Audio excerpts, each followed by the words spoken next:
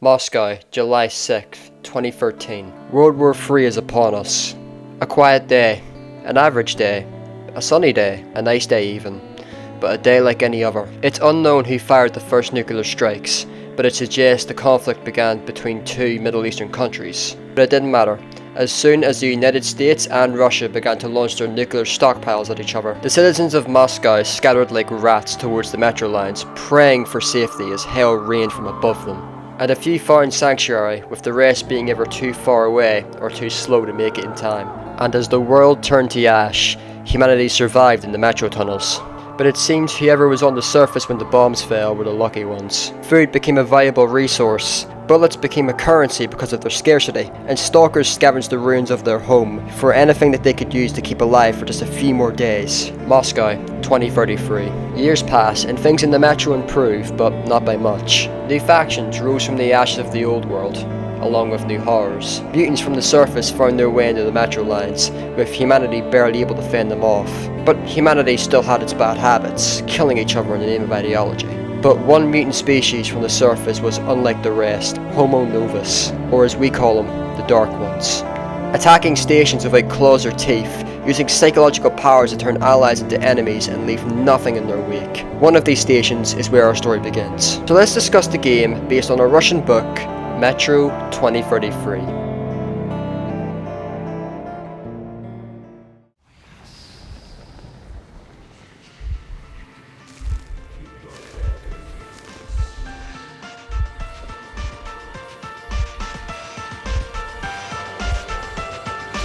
If it's hostile, you kill it.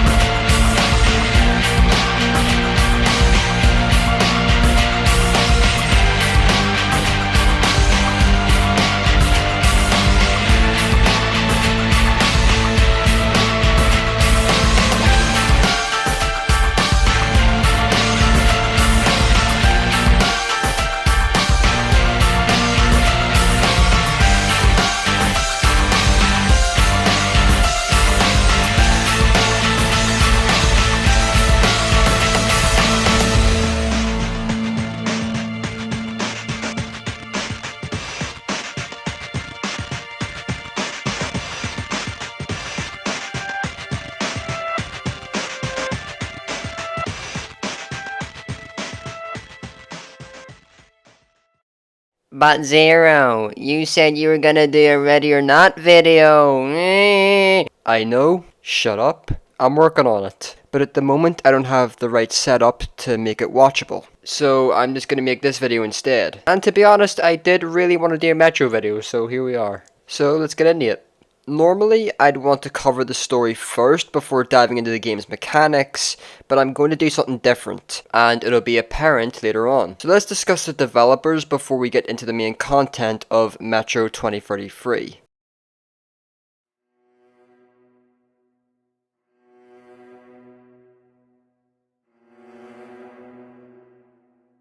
Metro was originally a Russian novel going by the same name. It was written by one Dmitry...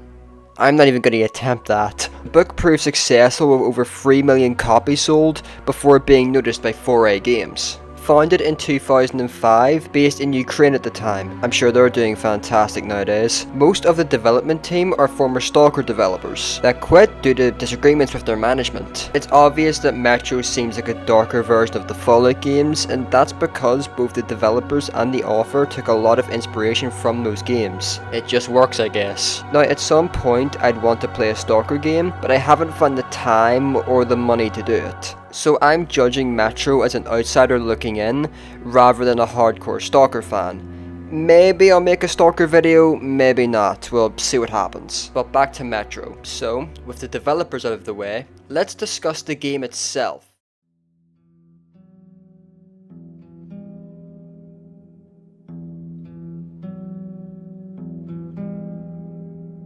Metro is a light survival horror first-person shooter first and foremost. Being almost 20 years since the end of the world, the citizens of the Metro had to get creative with their weapons, being made with old pipes and gas pistons. Any guns that weren't already in the Metro, such as the AK or the revolvers, had to be made from scratch. Bastard isn't just a cool name. Because of the gun's low damage, and it's the first SMG you'll ever get in the game, along with jamming and overheating, you could see why the Metro chose to give it that name. Eventually, you'll upgrade to more useful weapons such as the AK and the better made weapons like the VSV and the Shambler for late game.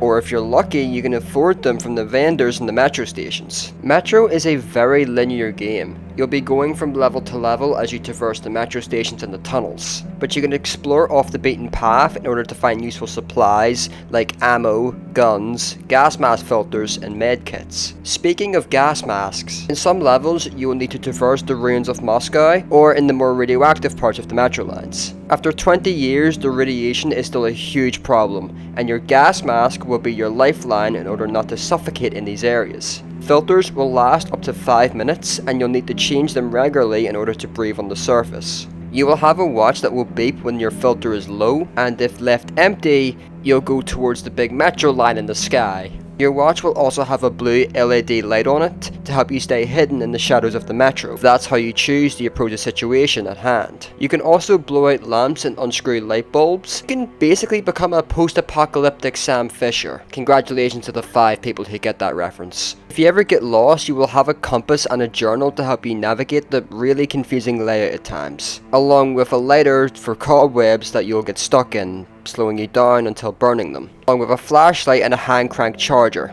At certain points, you'll have the opportunity to find night vision goggles to help avoid detection when using your flashlight. Damn it, I already used the Splinter Cell jokes.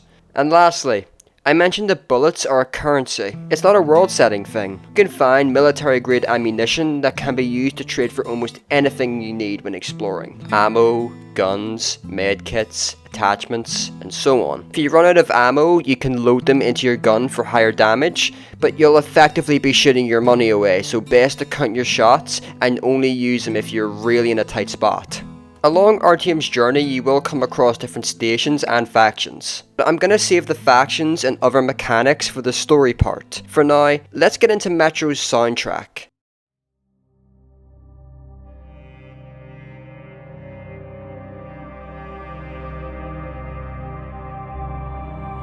Metro's soundtrack is really basic but thematically accurate for the game's atmosphere. The game's soundtrack is mainly composed of acoustic guitars. As you can see, dwellers of the Metro playing the guitar to pass the time. It's somewhat soothing when, after fighting through hell that is the Moscow Metro system, only to sit around listening to someone play a song around a campfire.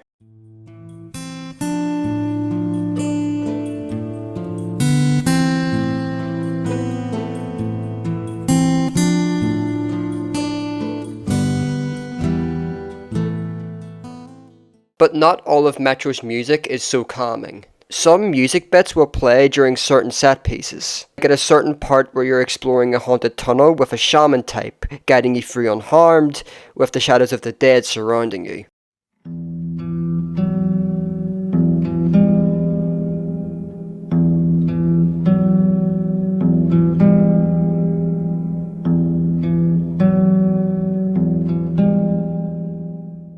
Or when you're in a busy market full of gun dealers and general merchants who are just trying to earn a quick bullet, trying to sell you whatever they have to offer.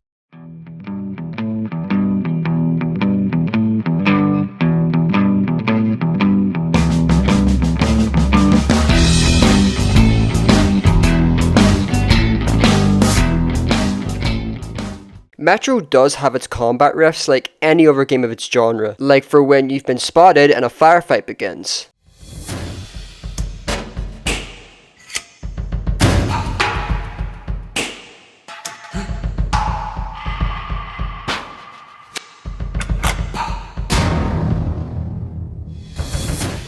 And lastly, I have no idea when this part plays, so if anyone knows, please put it in the comments below, because I'm way too stupid to figure it out.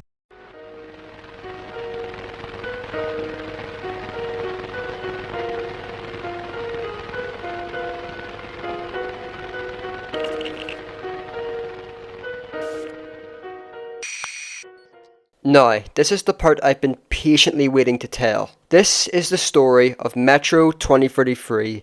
This is the tale of Artyom, the saviour of the Metro, the destroyer of the Dark Ones. Let's start at the beginning. Artyom, when you left your home station, did you ever think we'll end up in a place like this? Not knowing whether we were about to save our world or send it straight to hell. The tunnel grew colder. Miller and I were close to the surface now. Soon, we would climb up into the howling wind to fight our way through whatever nightmares were waiting there. My long journey was nearly at the end. But would I have the courage, the will to see it through?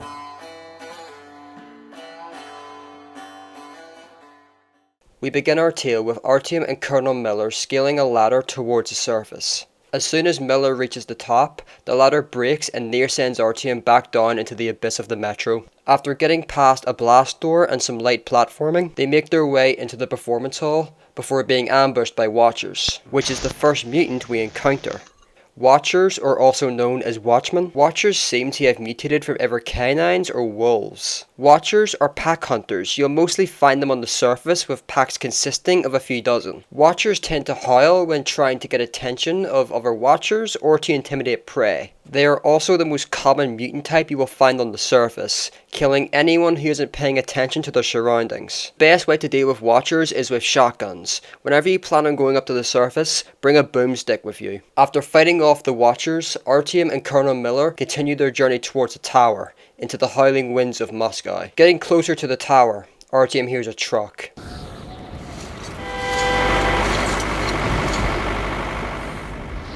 Near getting hit by it, a Spartan ranger steps out to greet them.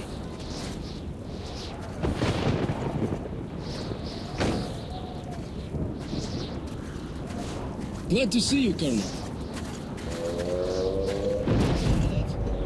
Listen. What the hell is it? Form a circle! But the reunion is short-lived as a pack of Watchers and demons begin to circle the group. The fight rages until Artyom is knocked to the ground. Getting up, Artyom attempts to get some space before seeing a bat-like creature flying down from the sky, flipping the truck before another flies down towards him, ending the prologue and officially starting the game. Life was never easy in the tunnels, but it was our home.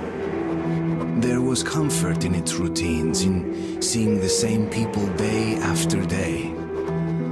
But since the mutant attacks had escalated, fear ruled the station. I had just turned 20, and could never have imagined what would follow on the morning that my stepfather's friend Hunter arrived at the barricade.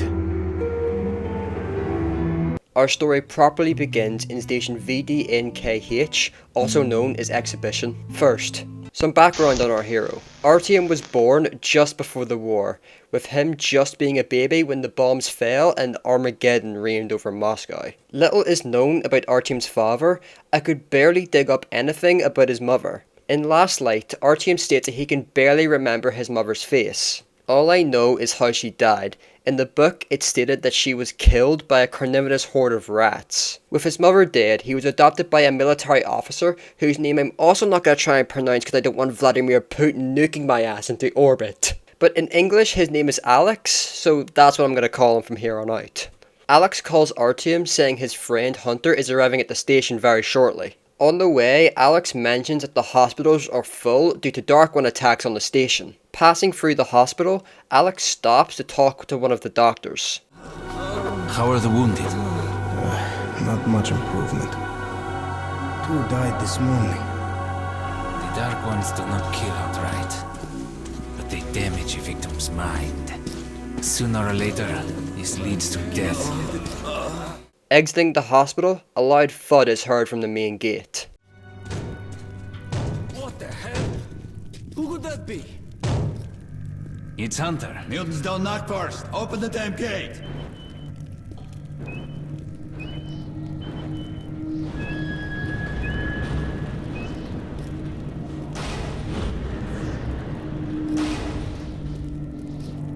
Welcome to Exhibition, Hunter. Thanks. Now closer, kid. It's been a long time, Hunter. Good to see you, Alex. Hello, Artyom. So, Hunter, what's happening in the outside world these days? Not much. Most of what I hear is about the exhibition and the undead infesting your tunnels.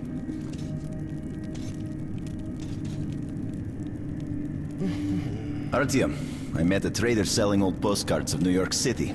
I thought of your wall. These are not the usual mutant creatures.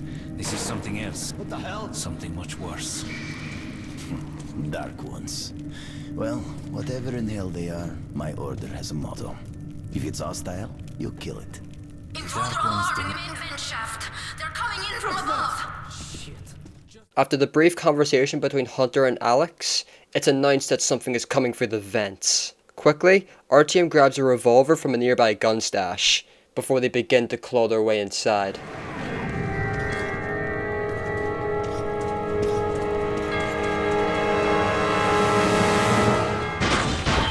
Those are a different type of mutant called Nasalises. Nasalises are the most common mutant type in the metro. Often seen running through the tunnels in packs, Nasalises are extremely territorial. With their large numbers, they tend to tear through poorly defended stations. They seem to have mutated from moles, with their natural environment being underground and by their general appearance. After fighting off the Nasalises, Alex gives us a little bit more world building about the Dark Ones.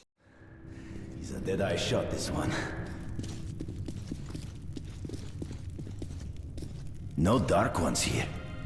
Just the usual tunnel trash. Even when you don't see them, the Dark Ones are there. Fear. That's their weapon. That's what made the Nasalises run through the tunnels like rats. The Dark Ones are not simple mutants. They're Homo Novus, the next step in evolution.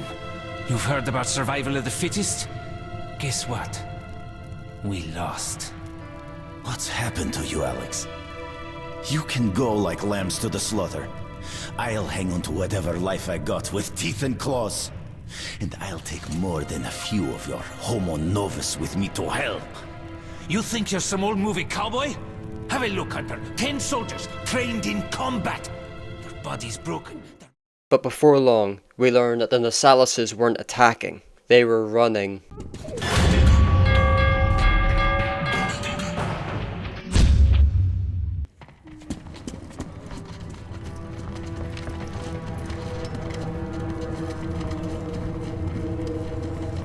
With With the outer guard post destroyed, the minds of the guards broken, Hunter runs to attend to a fallen man.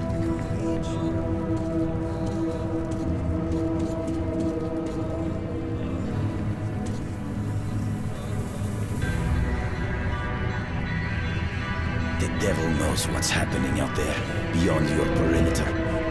I must go recon the situation. Listen carefully, Artyom. If I'm not back here by morning, you must get to Polis Station and find a man named Miller. Tell him what's happened to me, and what's stirring in the northern tunnels. Show this to Miller, so he knows I've sent you. I trust everything to you, Artyom. Don't let me down.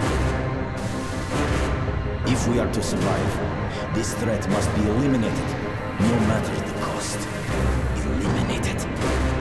Understand? With that, Artyom can only hope for Hunter's safe return. Hunter did not return. It wouldn't be easy to find an excuse to leave the station and travel to Polis, but I had given my word. I learned that the caravan was heading to Riga the next day and needed guards. I signed on for the ride. Artyom wakes up to see his caravan leader. He tells Artyom to grab his gear and to meet him on the platform when he's ready.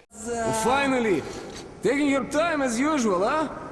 Alright, grab your gear, go to the platform, they're waiting for us. I'll meet you there. Hey, Artyom, don't forget anything, huh?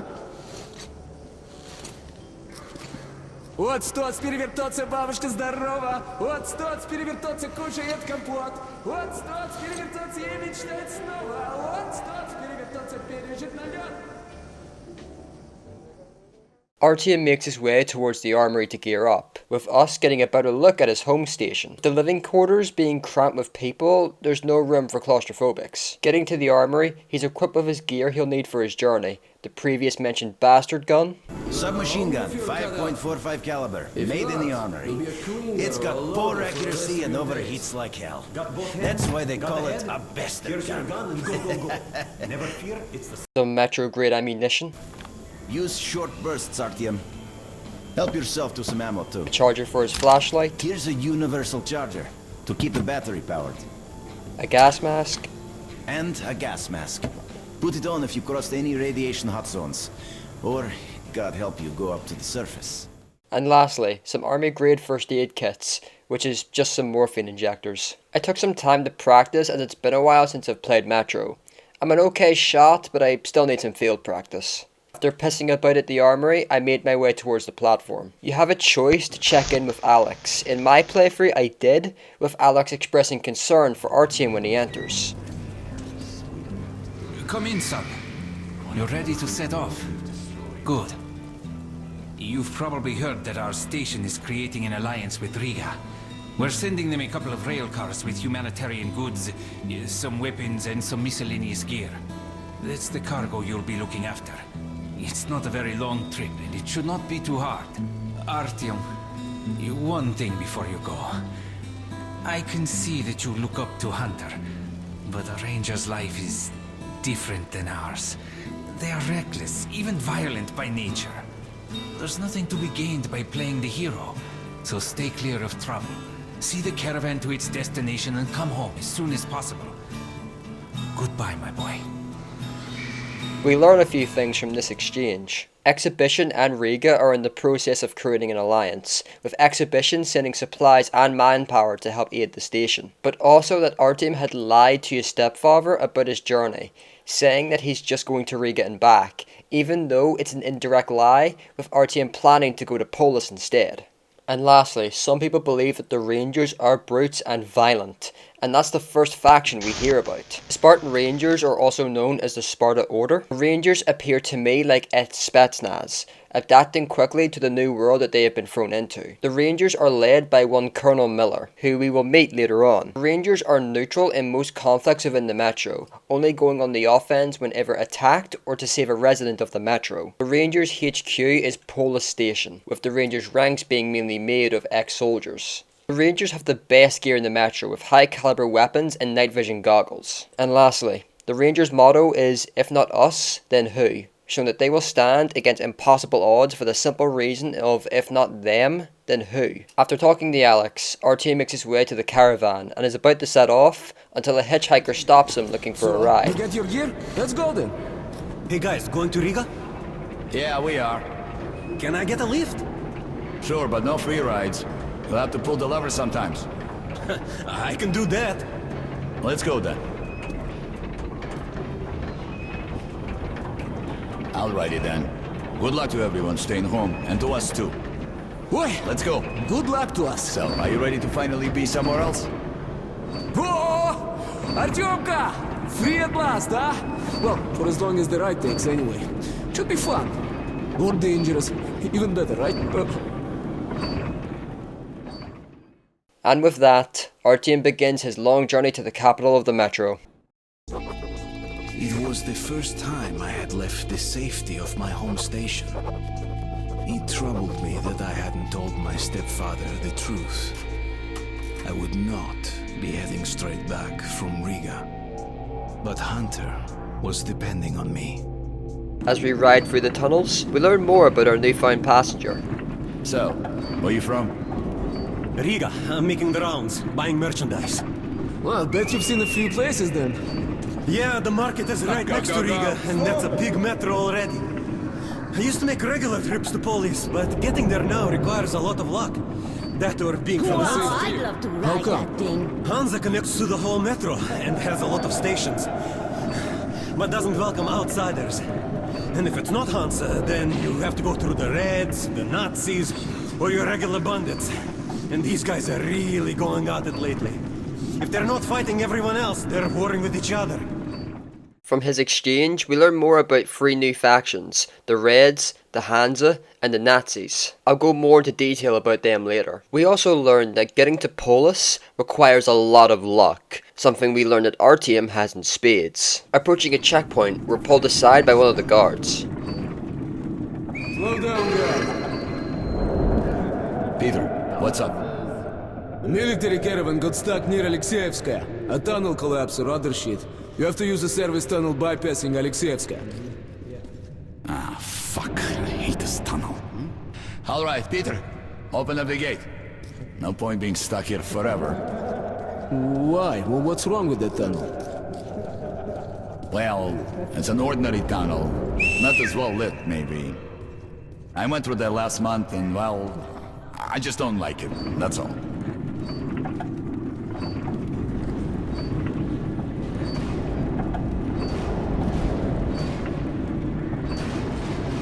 Have a safe trip. We're riding a ham car and we're armed, so I think we'll make it there okay.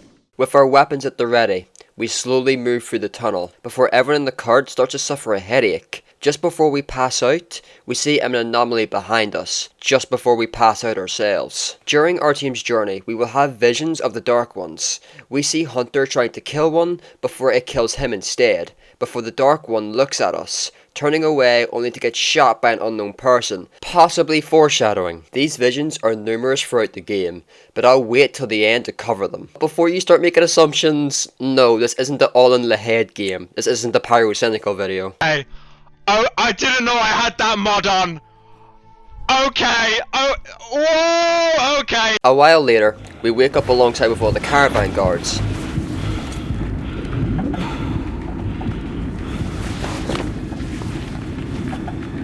Before hearing a pack of Nasalises growling and running towards us.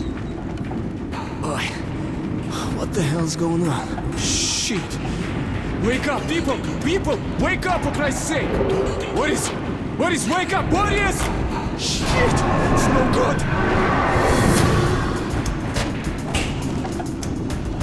Ah! Oh, God! Ah!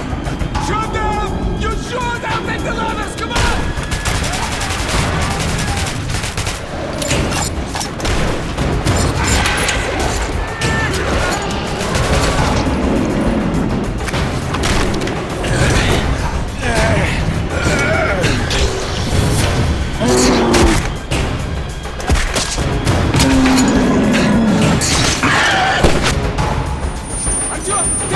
Trying to fight off the Nasalises, our newfound passenger unwillingly gets off at his stop.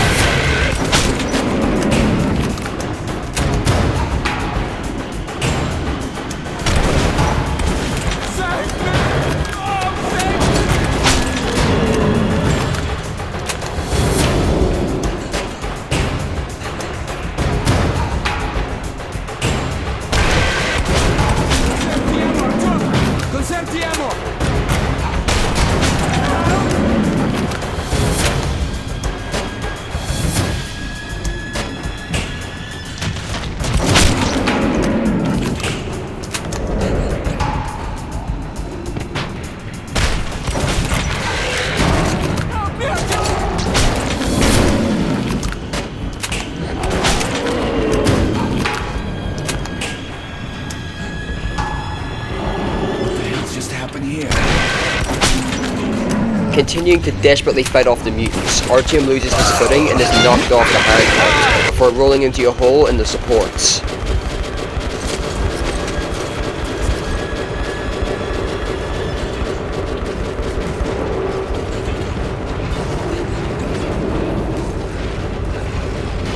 When the pack runs past him, he makes a break for the handcart.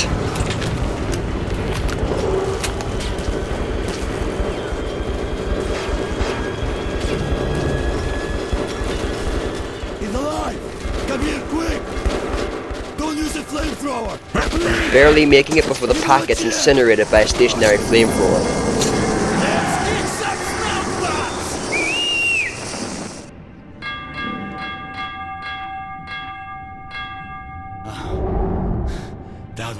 And that was only the first of the tunnels he will have to go through before reaching Polis, and it'll only get harder for Artyom the closer he gets. But with that, we arrive at Riga Station. Riga Station was only the first stop on my journey, but the caravan went no further. So, before parting ways, we drank to celebrate our survival. The vodka didn't drown my fear of traveling on to Polis alone. But I was about to find myself with an unexpected and notorious partner. After the caravan's near-death experience, they celebrate at a nearby bar, drinking to Artyom for getting them through the tunnel mostly unharmed. Alright, boys. Let's train to our friend Artyom, who goes right through monsters and anomalies alike. To Artyom. To you!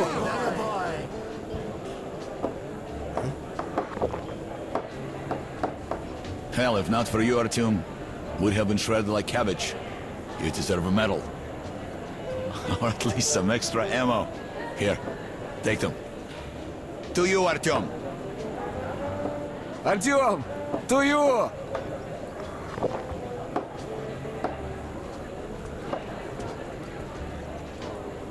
Artyom, you really immune to that shit? See if that shroom vodka knocks him down, huh? Okay, we've got to check that. To our luck, and to Artyom. To you.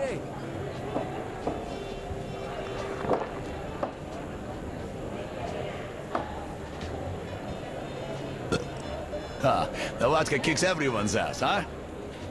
So tell me, the tunnel to market's closed down and I'm... So from this conversation, it appears Artyom doesn't suffer the effects of the Dark Ones. So now Artyom must continue his journey alone, or so he thinks. Exiting the bar, Artyom overhears an argument between a resident and a guard. I got my rights, please. Let me out of the station. And what the hell do you care if I live or die? I don't care, asshole. But I got my orders. So it appears Riga is in lockdown, so getting out of the station is going to be harder than expected. Separate from Artyom, I went towards the stores to gear up. The stores can be found in every populated metro station, selling everything Artyom will need for his journey. You can customize your guns with different attachments, or you can go to the bullet exchange to buy or sell different ammo types, or you can go to the grenade stall in order to buy different types of grenades, along with filters and medkits. Honestly, I only ever used them to sell stuff I didn't need, and unless you're playing the game on Ranger Hardcore, medkits are in abundance if you look around a bit, so I only ever bought weapon attachments. I gotta do it, man.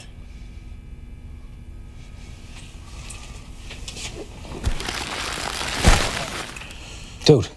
Exiting the stores, Artyom runs across a young boy with some news for him. Are you Artyom? Hey, there's a man at the Black Street waiting for you. I'll guide you there for one bullet. Given a choice to either give the boy a bullet to take us to the man who's expecting us, or we could say no and try to find the man ourselves. In my playthrough, I chose to give the boy the bullet, even though I already knew where he is. The boy guides us through the station before eventually leading us to a man sitting at a table. That's him sitting over there. Well, I'll be going. Bye. Come here.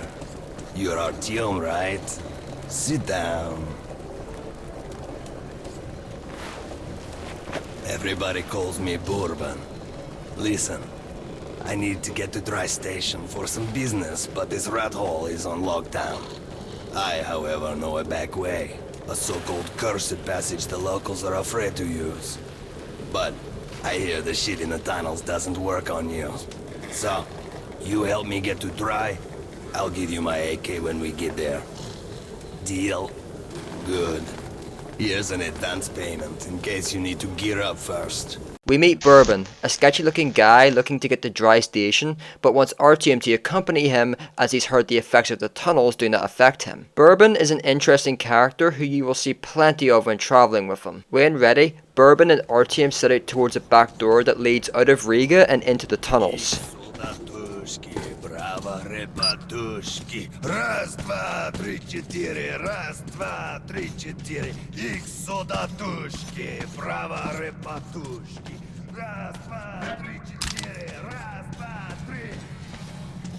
The song that Bourbon sings is called Soldajuski, which is an old Red Army chant. In English, it translates to soldiers or brave lads. I couldn't dig up much about the song, as when I looked it up, all it showed me was Spotify links, and I am not paying that subscription. Now that Artyom has a companion by his side, the trip to Dry Station won't be as bad, once fought. With that, we make our way into the lost tunnels.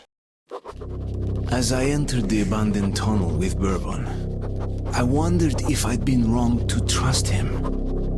But the station gates were still sealed, and there was no telling when I'd have another chance to leave Riga. Now keep your eyes peeled. The handcar ride is over. Lots of tough guys died in these tunnels. But if we watch each other's backs, we'll get there. After Bourbon's warning to us about the tunnel, he opens fire on something, a mutant we haven't seen before. That's just a single lurker. They rarely attack groups of people, but if you're alone, watch your ass. Bourbon calls them lurkers. Lurkers are on the smaller side when it comes to Metro's mutants, but do not underestimate their size because these things will f you up if you are not careful. Lurkers tend to attack humans roaming by themselves rather than in large packs, unlike Watchers or Nasalises. Lurkers tend to occupy abandoned metro stations as their scavengers, feeding on dead mutants and humans alike. But that doesn't mean these mutants do not hunt. Lurkers will mainly create burrows inside tunnels and metro stations, so if someone were to fall down them, they will be torn limb from limb. Trying to find what this mutant was descended from was hard. My best guess is more along the lines of either a rat or a naked mole rat. Bourbon and Artyom continue down the tunnel before Bourbon brings something up. Strange sounds. Either the ground is making that noise or the wind. I also heard tales of singing pipes. They say if you listen long enough, you can hear the voices of the dead. What bullshit. Actually getting close to these pipes, you'll be able to hear this.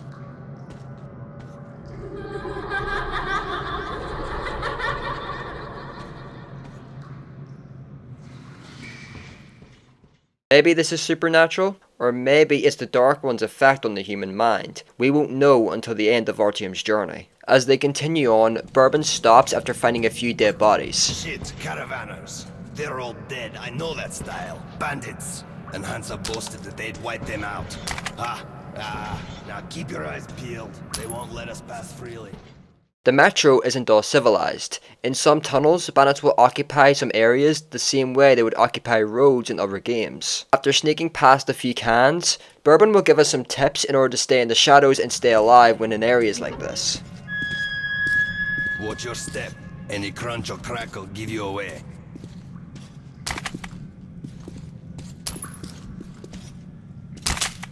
Oh, a tripwire! An excellent way to get rid of the blind and daredevils. You get what to do? Getting past the traps, we hear whistling coming from the next room.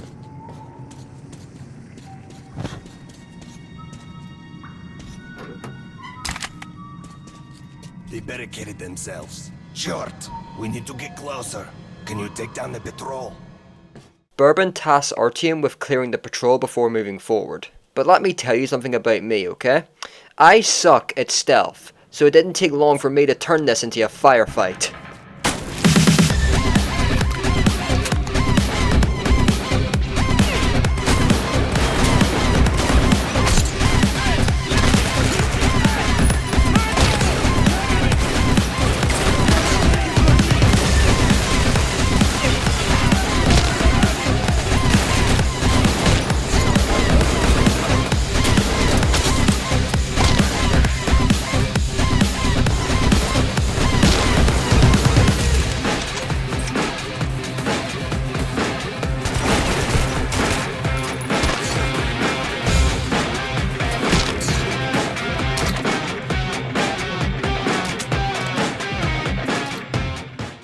After clearing the bandits, Bourbon talks to us about what's coming up next. The bridge is a nasty place, so here's the plan. I'll keep you covered and you watch my back. If we work together, we'll make it. But don't play hero boy. I'm in no mood to get killed today. So watch Bourbon's back and don't play hero. Got it. Climbing over a barricade, we make our way into what looks like a destroyed metro bridge. Jumping the gap onto the bridge, we descend into the irradiated zone. Putting on our mask, we hear Nasalises closing in on us. Come on, I'm here, bitches!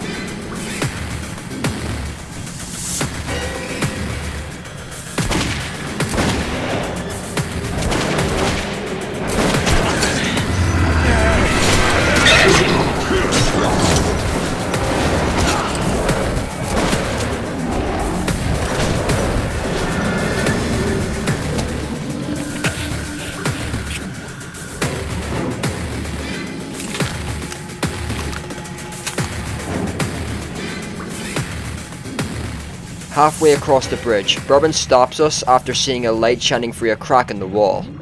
Artyom, there's a military trolley. They're looking for the bandits.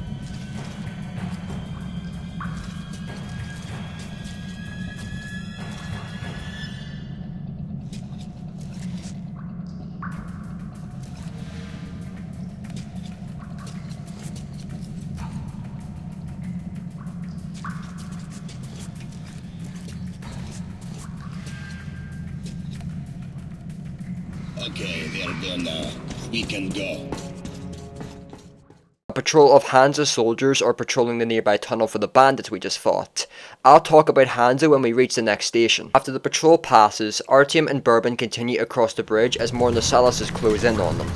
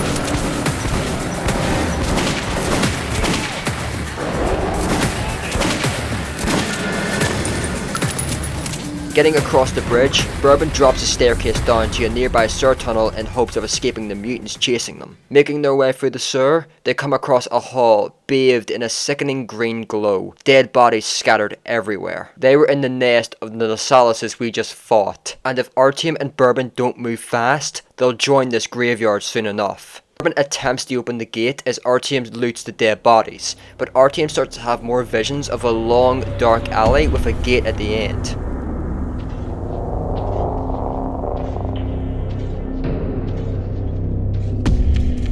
He briefly comes in and out of this vision, but the vision begins to get stronger the more it pulls him in. Come on, open! Artyom, my gut tells me something is very wrong with this place. Remember our agreements. I'm counting on you, kid. Bourbon's mind begins to deteriorate as he begins to hear something calling and singing to him. Nice little grill. I promise you, dear, I will come back and lubricate you. Also get you new paint. Oh, the great door. I hear you are calling me. Yes, my mistress. I hear you. Yes, yes, yes. Always, always. Oh, yes. Now I am happy. Your songs are magnificent. Sing more. Sing only for me.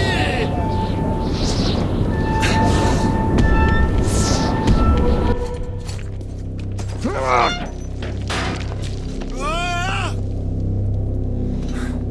What the hell just happened to me?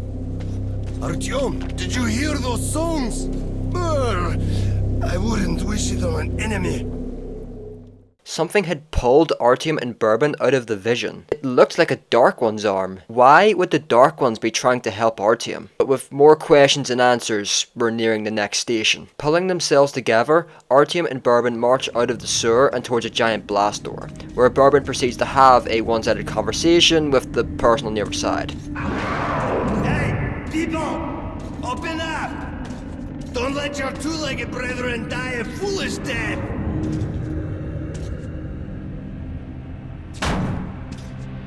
Are you deaf in there? We're going to be eaten! Motherfuckers! I have to work with you!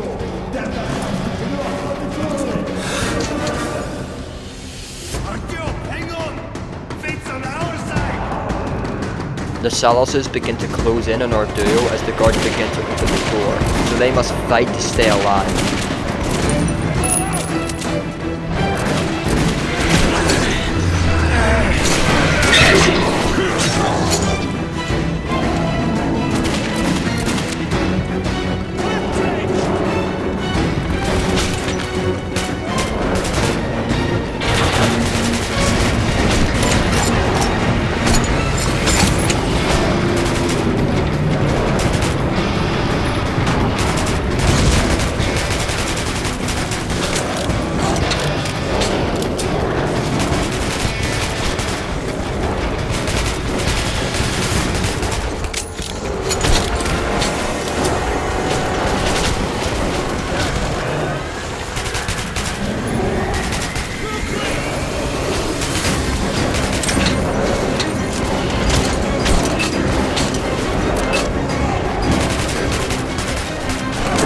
They are saved last minute by the patrol we saw when crossing the bridge, but Bourbon sees this like it's bad news. Do as he says. These guys have no sense of humor.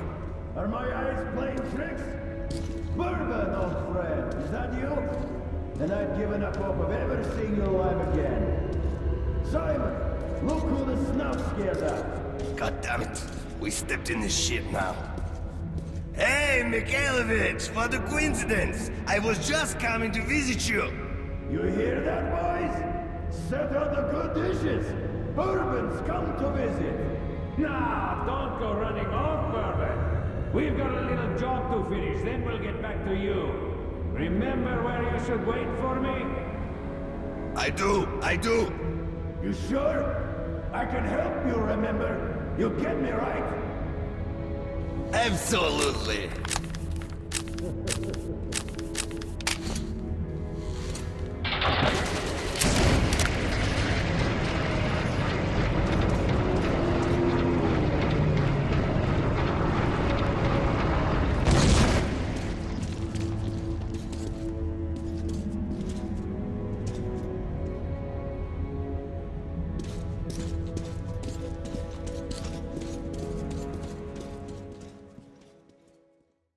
After a very welcoming conversation, Bourbon and Artyom had made it to a station known as the Market. I'd never seen a market like this. You could buy almost anything. But Bourbon owed money to the Hansa sentries and was anxious to leave.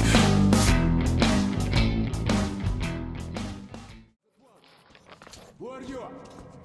Come into the light! Slowly, slowly! I'll be damned! Bourbon!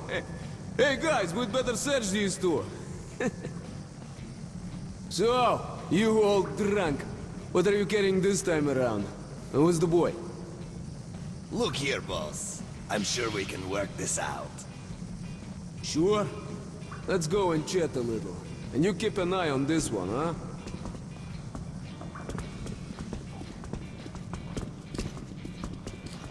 Don't move! Stand still, I'm talking to you!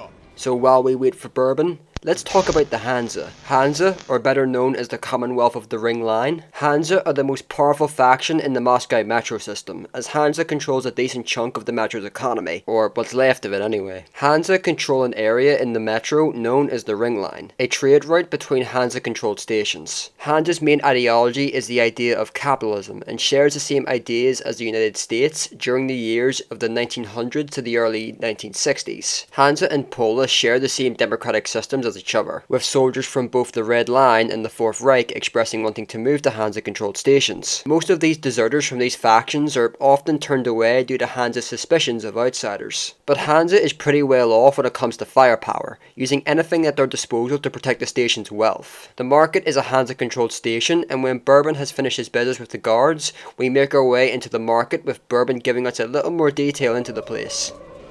We're in deep shit. No way I can pay back those railcar guys. We'll be lucky if they let us shovel shit for the rest of our days. What did you see? No. Right in the middle of that tunnel. When I saw it years ago, there were charred bodies inside some... Well, we can't go to Hansa.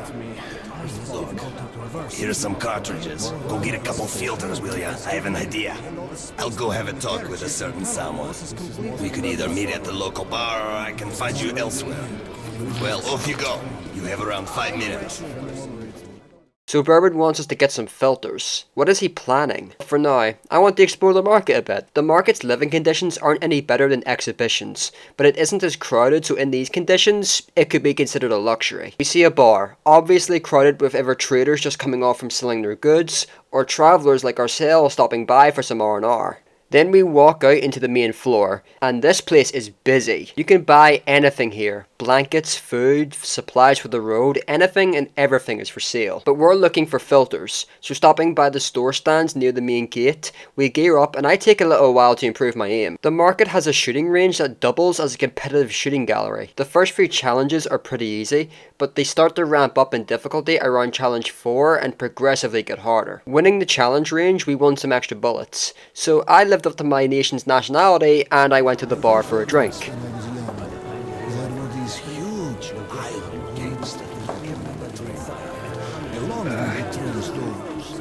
I later learned that during the construction of the St. half the men in his team were eaten by snakes. All they found were tools. This was covered up. Maybe I should go find Bourbon now. Artyom and Bourbon walk up to the main gate only to be stopped by this Popeye looking f***. As if you don't know. No, go fuck and get down. Anyone reads me. I've already paid Mike. It's Moscow. You didn't pay me. But if you don't want to go through... This is Moscow Metro, over. Shit. Does anyone A read me? pleasure doing business with you. Alright. Just keep... Get ready, everyone! The gate's opening! Reads me. Are you sure, Commander? Take your positions! Cover me! Underground station. I hate this so much. This is Moscow Metro, over. Does anyone read me? Please respond. If anyone reads me. Well, it looks quiet. If anyone reads me. Respond. It's Moscow. Market Underground Station. Спасибо. need to move our asses.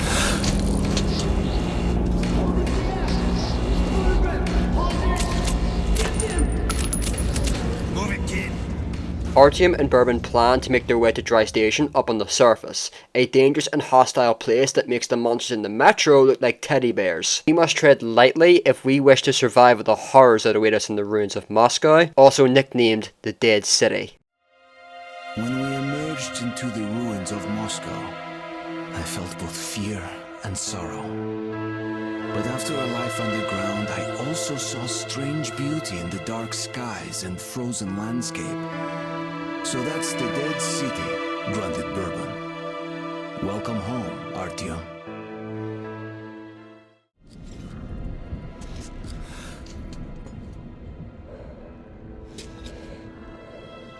Be really careful now.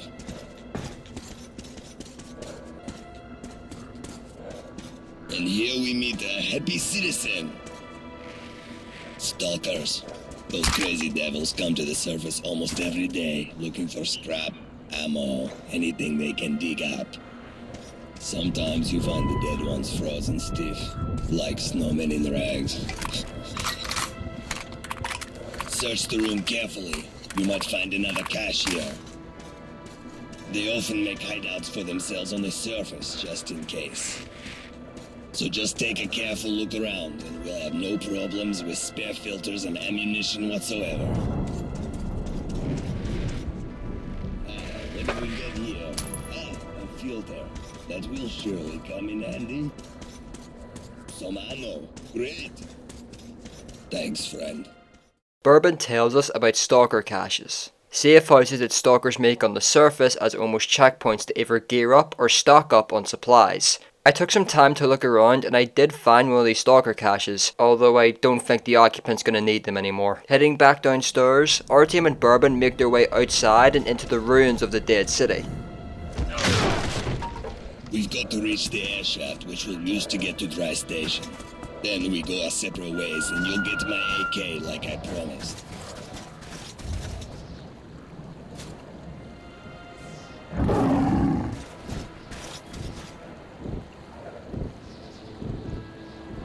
Hi, kid.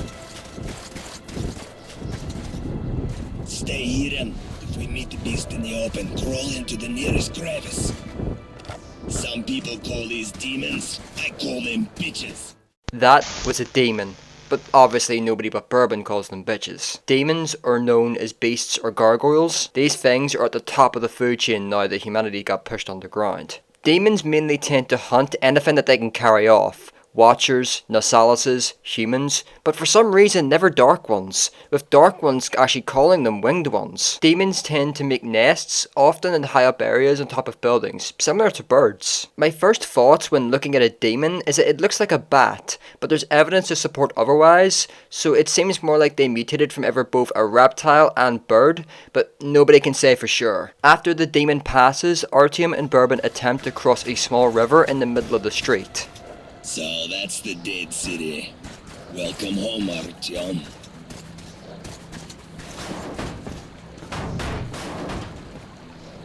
Jump! I'll catch you! Now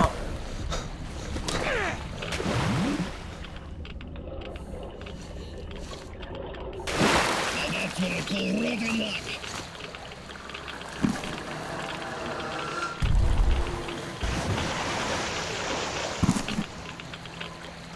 You'll have to go around Artyom. Don't step in the puddles. You'll get irradiated and shit. See that gated building? Your target is a vent in the backyard that leads to Dry Station. I'll wait for you in the building. There's a ranger hideout on the upper floor. Make it quick. Don't eat yellow snow. So with that, Artyom must push on into the ruins of Moscow, alone. With a demon flying overhead, Artyom makes his way into a dilapidated apartment building, before being ambushed by a pack of watchers.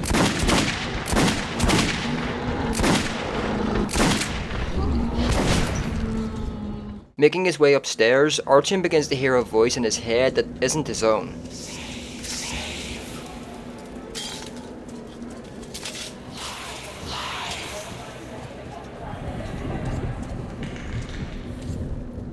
before a dark one appears before running off.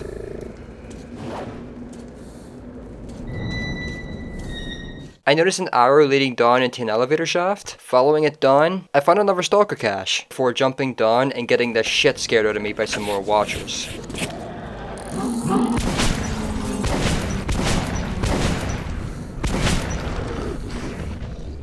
Going back upstairs and out through a hole in the building, I encounter more watchers with a demon nearly making me a light snack.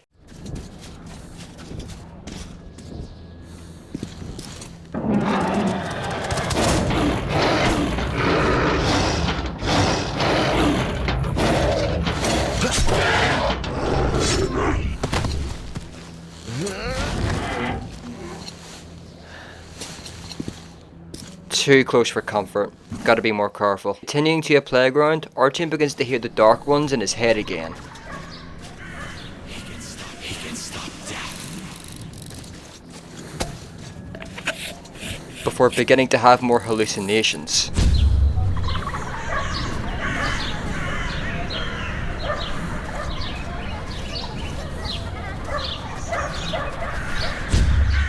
Children playing before the war? How did the Dark Ones know about this if they were likely created post-war? Or was this a Dark One's memory from their time as a human? Or maybe it's Artyom's memory? If it is Artyom's memory, I hate to imagine what they would show me.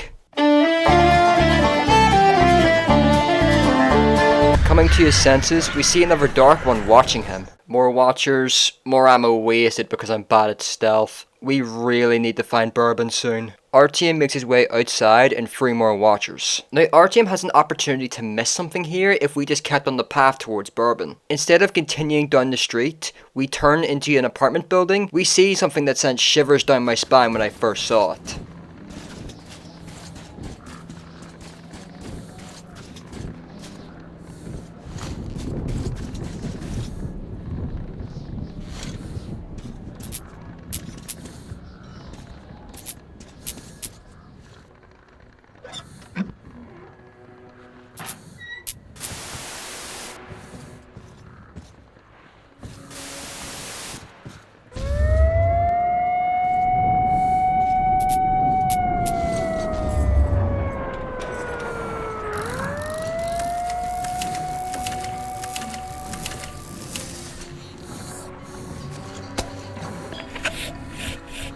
Another anomaly, but this one isn't like the one we see in the tunnels. This one was trying to tell us something we just don't know yet. Making our way back outside, we hear gunfire coming from down the street. It's got to be Bourbon. Pushing through more mutants and eventually a demon at one point, we find a gate with a Dark One kneeling over a dead body before disappearing. Making our way into the store, we see a watcher's nest with a baby watcher in the back with its mother protecting it. It wasn't hostile, so I spared it. No need to waste ammo on something that won't kill me anyway.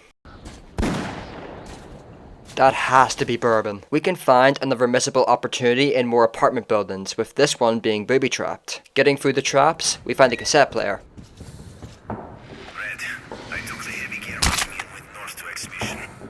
They're having huge problems with our old friends. If I'm not back in a couple of days, gather our men and tell the Colonel. Good luck.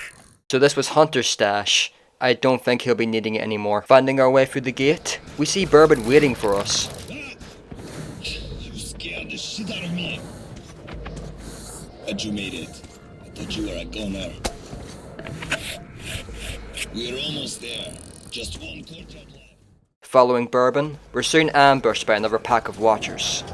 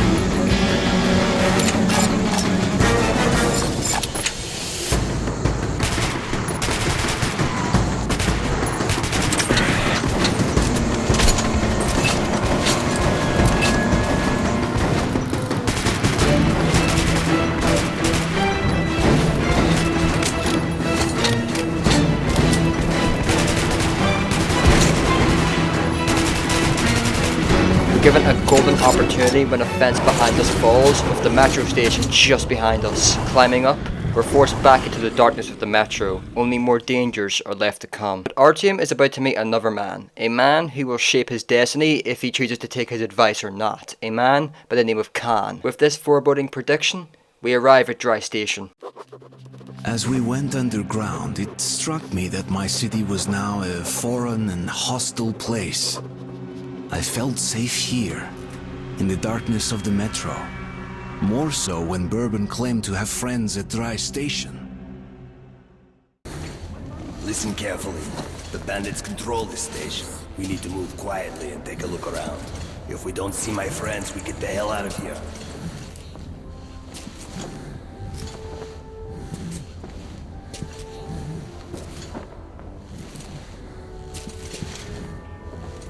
I remember this crate.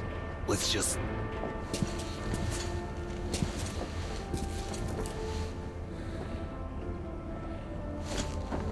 Shit, I can't fit. Okay, you just stay here.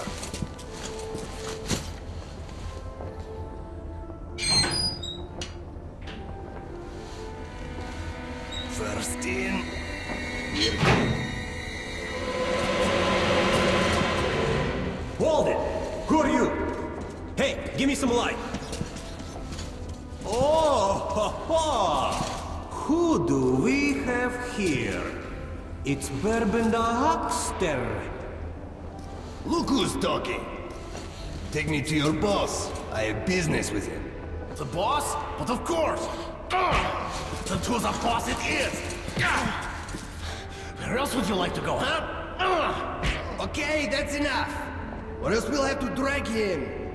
Move it. We'll finish this later. Move it!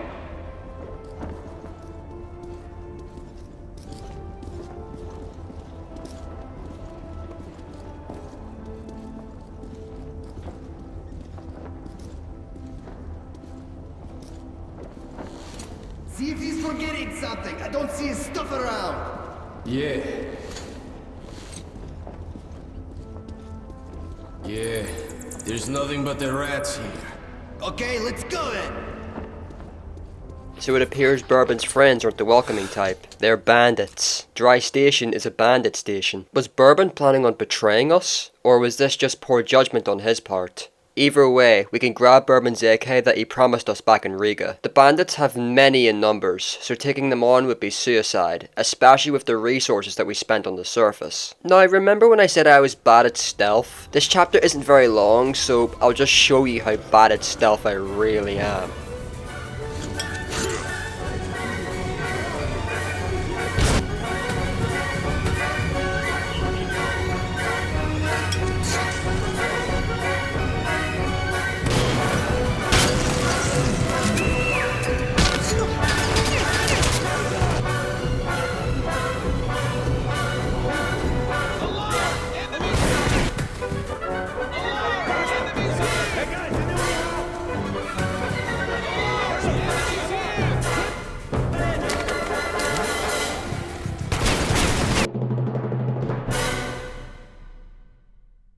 After many failed attempts, we make our way into the bandit leader's office, only to find Bourbon in a compromising position. Infiltrate Bourbon who? Artyom! Who the fuck?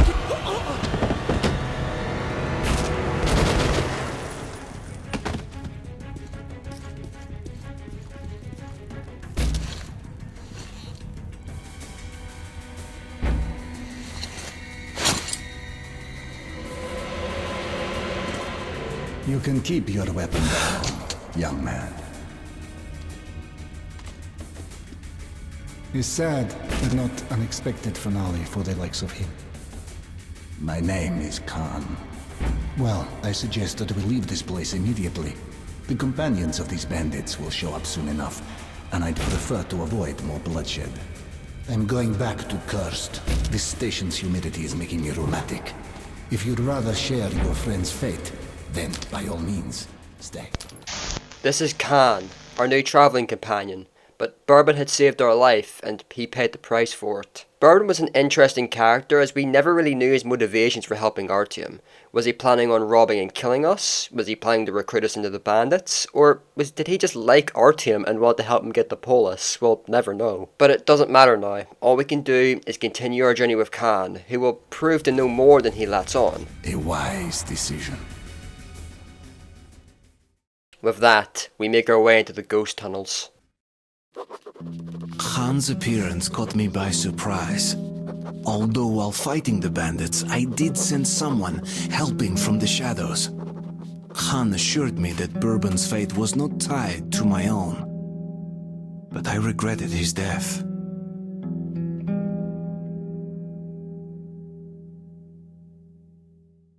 Making our way through a hallway, we catch up with Khan. Nobody ever walks here. Neither people nor beasts. Even the rats are absent.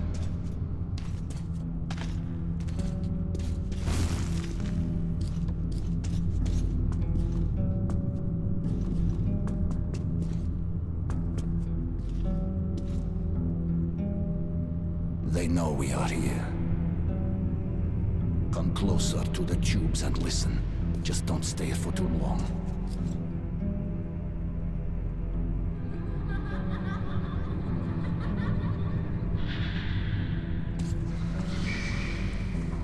Some say it's the voice of the tunnels. Others consider it to be a form of psychic influence. We've seen this when travelling with Bourbon. He mentioned something similar with the pipes, so this isn't exclusive to this tunnel. Khan mentions this could be the voice of the tunnels, with the laughs and the screams being those who have long passed. Or this could be the work of psychic influence, the same way the dark ones affect the person's view on reality. We can dwell on that later. For now, we must stay close to Khan if we wish to make it through this cursed tunnel alive. I know this tunnel, and it knows me. Let's move. Be careful here. This is a dangerous tunnel. Please keep your light on, my friend, or else we might stay here forever. Freeze, and look forward. I don't think the word "who" is applicable here.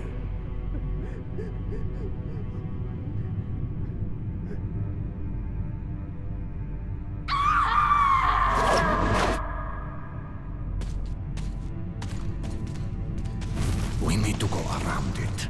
Don't touch the silhouettes. Concentrate.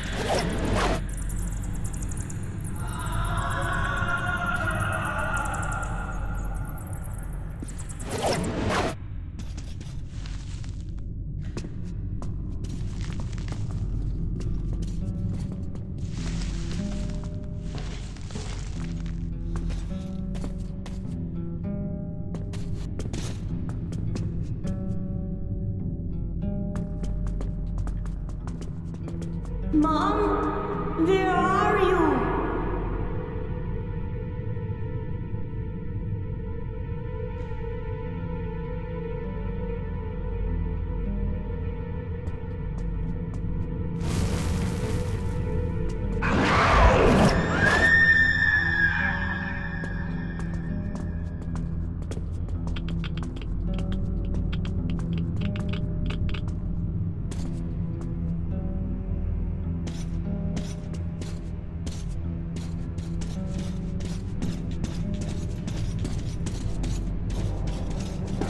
Move aside, Artyom.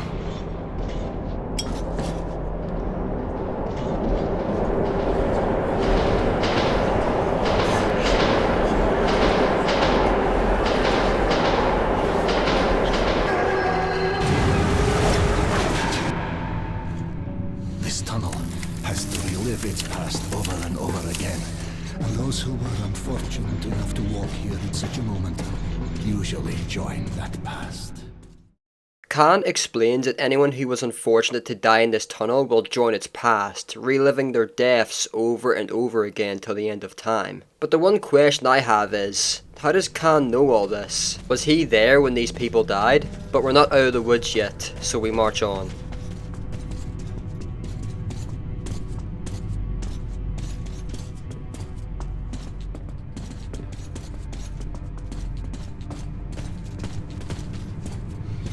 freeze and look forward. A battle raged here long ago. The defenders still man their stations. Follow me, but remain at my back.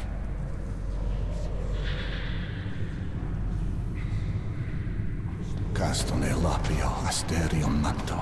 Castone lapio asterion manto. Alum ram. Om castone lapio asterion manto. Castone lapio asterion alum ram. Om castone lapio asterion manto.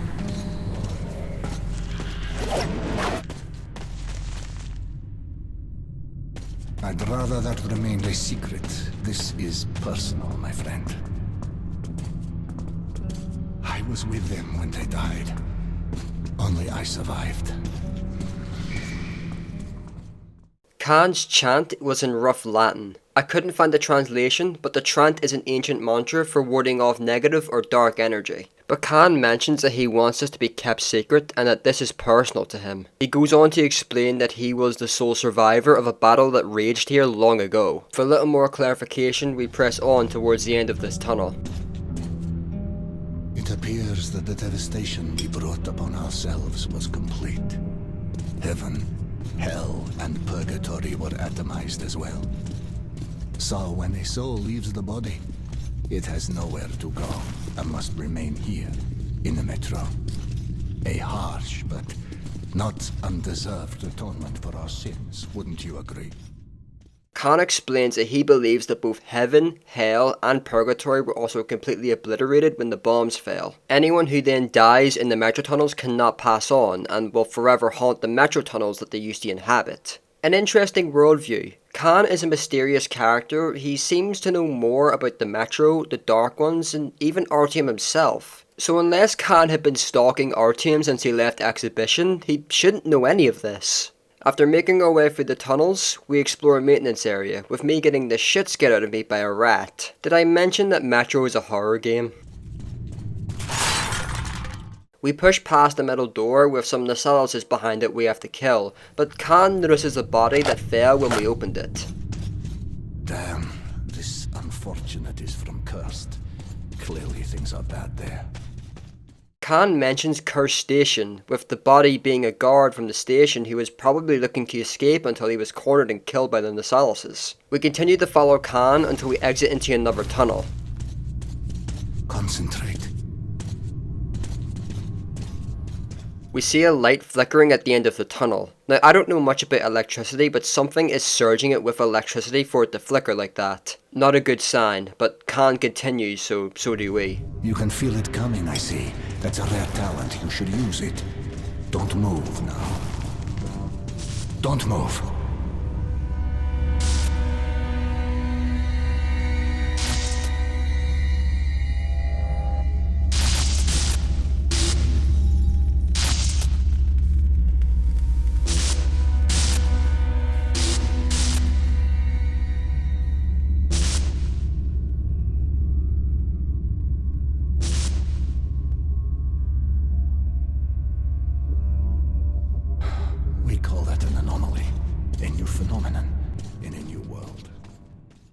Another anomaly, or known as a dark star. An anomaly is composed of an unknown electrical current that flows through the metro tunnels. Anomalies cannot be killed, so shooting at it will only result in death to the shooter. The best way to avoid anomalies is by listening to Khan. Stand perfectly still and the anomaly will float past you, leaving you unharmed. Anomalies only appear a few times in 2033, so it isn't a huge threat unless you don't listen to Khan.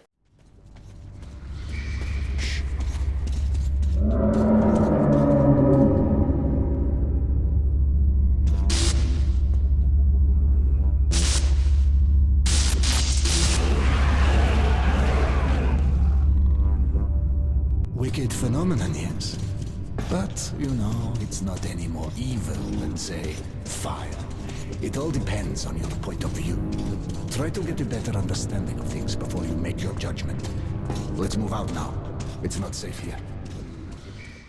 Khan says something that we should remember for the rest of the game. Try to get a better understanding of something before you make your judgment. Could he be alluding to the Dark Ones? Because we don't fully understand them, and yet we have judged them as evil. Especially since one saved our life back with Bourbon. We can only find answers by moving on. We find some remains of some unlucky souls before Khan gets our attention. Shit. A pack of Nasalises begins to move our way. With no way through, we gotta make a stand. Get ready. The beasts come again.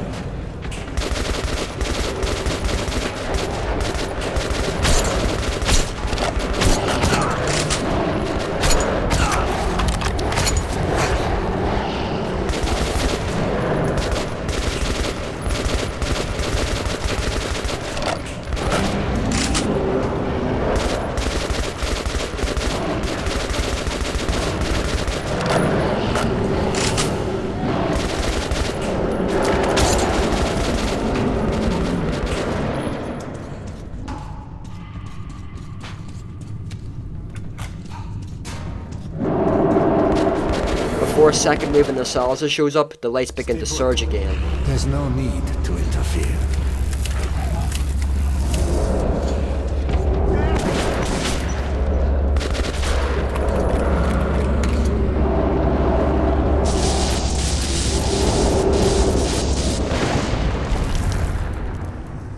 It seems like we caught a break, though I'd hate to imagine an anomaly ripping through a populated station. With that, Artyom and Khan make their way through a wrecked train with a rail car waiting on the other side. Climbing on, Khan questions our journey and Artyom's belief that Polis will help Artyom's station.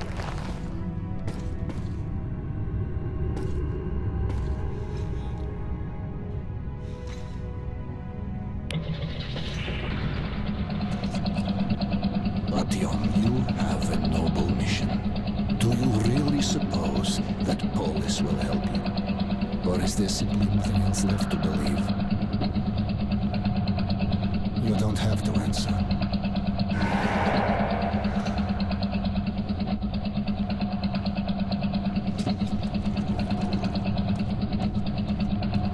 We'll arrive at the cursed station soon. The monster's attacks have been unrelenting. Most people have abandoned the station. The unfortunate few who remain have nowhere else to go.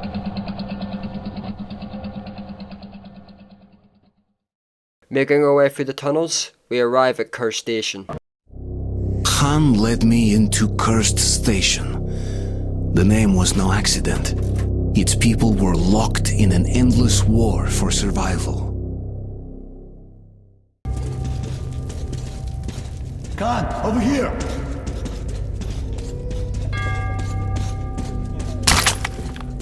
Another attack? Yes, they broke through the outer defenses.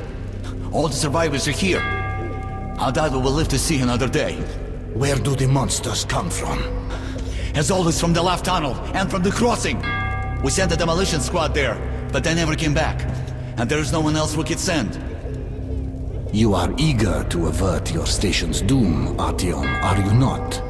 And here the doom has already arrived. We must help. Find the remains of the demo squad. They had a bomb. Move it into the left tunnel as far as you can, then run for it. The explosion will be massive. As for the crossing, it's already been buried once, but looks like the Nasalises have dug through the cave-in. There was an airlock close by. It must have been left open. Try locking or collapsing it. I'll stay here with the survivors. Try luring the monsters towards us if there are too many. We're tasked with destroying the left tunnel and the crossing in order to stop the Nasalises from advancing into the station. Fighting our way up the stairs and setting a grenade on one of the support beams, we have dealt with the crossing, now the left tunnel. Fighting through more Nasalises, we find the bomb that Khan had mentioned. Fighting our way back through the tunnel, Artyom attempts to set the bomb, but the ignition doesn't work, so Artyom uses his lighter and lights it manually.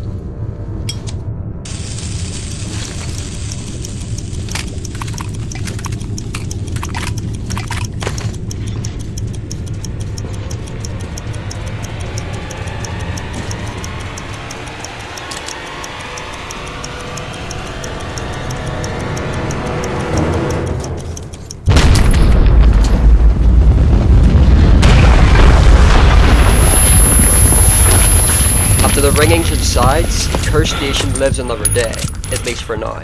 Meeting back up with Khan, he informed us about our next steps. A big war at a small station was won. I won't be going further with you. I'm still needed here. The tunnels have collapsed. If you still want to get to Polis, you'll have to take a detour. You can get to the armory from here, and afterwards you will have to go through the stations belonging to the Reds and the Nazis. Let's move. The smithy is an independent station, so it should be no problem. But the Reds are another story. They are building a new society, complete with all the lovely police state bonuses, like people informing on their neighbors. At the smithy, look for an acquaintance of mine. Andrew, the blacksmith. Mention my name. He'll give you a hand. Khan informs us that we'll have to travel through a station called the Armory, but we must go alone. But he won't leave us completely alone. Khan will have his friend, Andrew the blacksmith, meet us there, who will help us get to Polis. After clearing the way, Khan takes us to a makeshift shrine. A shrine to hope. Even in these times, we can't relinquish the things that make us human.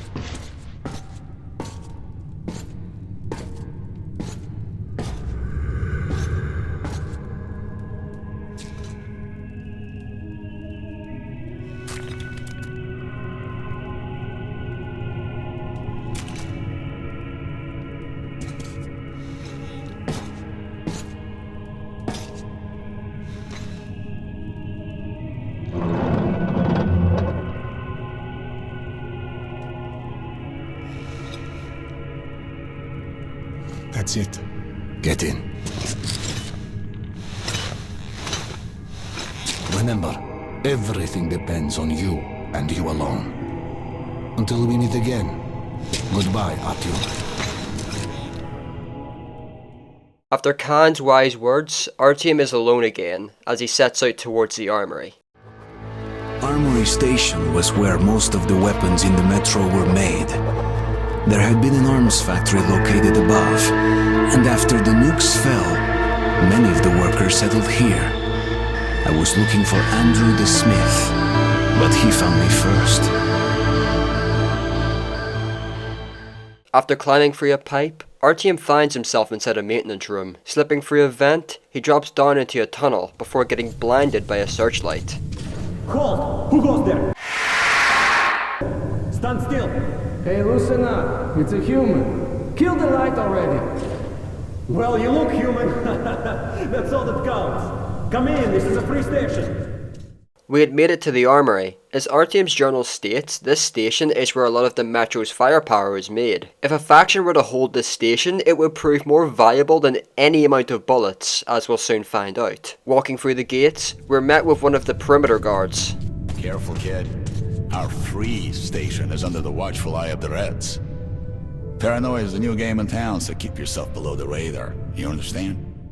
He had mentioned the Reds, or more obviously known as the Communists, but more accurately known as the Red Line. The Reds practice Stalinism, taking their ideology from a pre-collapse USSR, which, if you don't know, tried to promote equality, common ownership, and anti-capitalism. On paper, sounds amazing, but in practice, human greed often takes over and their leaders live better lives than their citizens. It's no secret the Reds are a dictatorship, with their faction motto being one party, one leader, one ideology. The Reds are at war with every other faction in the Metro, except the Revolutionaries, but the Revolutionaries are a novel exclusive faction, so I won't be covering them here. The Reds occupy the Red Line, which stretches out to 16 occupied stations. You want to go somewhere fast? You gotta go through the Reds, which is what we're doing. After our chat with the guard, we hear an announcement over the intercom.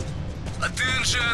Attention! Document inspection is currently being carried out at the armory. Please stay at your registered residences and assist the law enforcement personnel in their work. Be vigilant, comrades. The enemy never sleeps.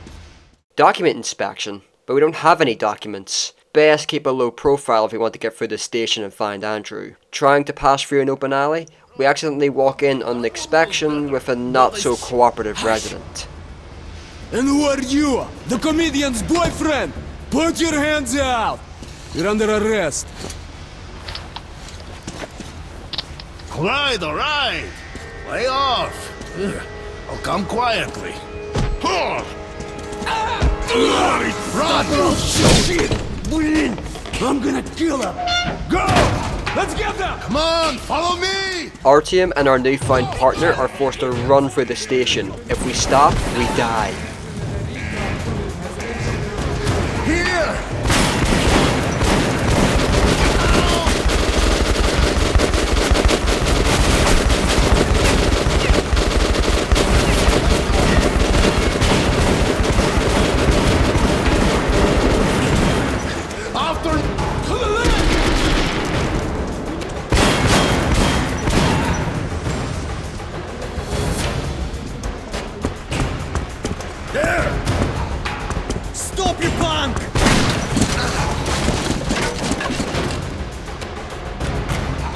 If there's still a god left in our world, that day he was with me. I had been rescued by Han's friend, Andrew the blacksmith. He would prove to be my ticket out of the communist station. But the only way goes through a goddamn battlefield. The front line between the Reich and the Reds. You'll need a disguise. Take these overalls, put them over your clothes. The Reds are rounding up the volunteers to storm the Nazi fortifications. They're about to send a train full of new recruits straight into the fire. But you will be riding the train unannounced. Your seat won't be first class, but you don't have to pay the fare with your own blood either. Once the troop train has passed the roadblocks, you're on your own. Andrew tells us that we need to sneak onto a transport heading for the front line between the Reds and the Nazis. We need to gear up for a fight. Exiting Andrew's shack, we could take a little time to explore the armory. Following Andrew, we could see Red soldiers training for combat, officers giving orders to their fodder, and a gun merchant who's probably making a good amount of bullets right now selling additional arms to nervous soldiers. Whenever we are ready, we climb into a hole under the carriage. Andrew and his colleagues push the cart over us, with us climbing inside.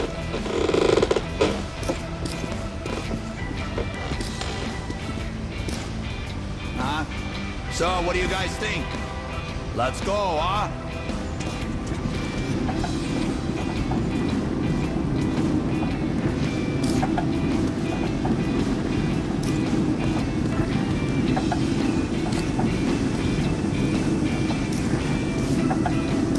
Hey, Andrew. Is it really safe in there? Wouldn't like to see him fall down onto the rails. Now that's no first-class carriage. But he's good as dead if he stays. He'd be going straight to Bianca, and that's a one-way ticket.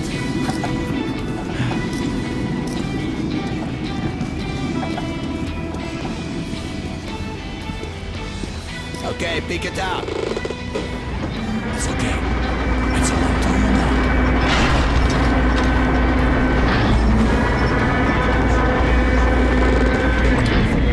Hello, Sergei Sergeyevich. I have a neighborhood kid here. Eager to fight. Watch the soldier fight.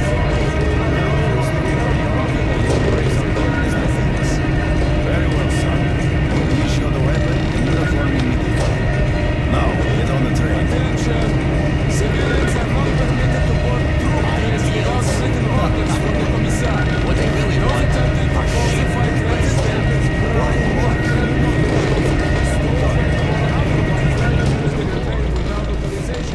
Will be arrested for treason.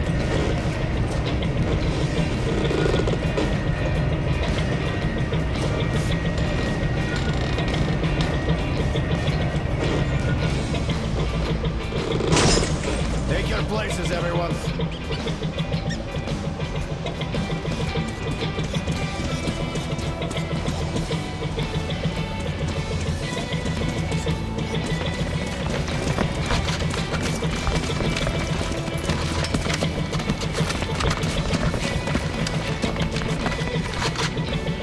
Attention! The train is ready to depart. All troops under travel orders must board without delay. Any frontline soldier who remains on the platform after the train has left the station will be charged with desertion and shot. Why did you join the army? I followed my political beliefs. As for me, I'm here for that doll. How about you? Me? Join the army, they said. See the world, they said. Huh? My father was a Red Army soldier, and his father as well. It's the family tradition. So tell me, Lev, Is it also your tradition to lose arms and legs on the battlefield? They were happy to make those sacrifices. Sure.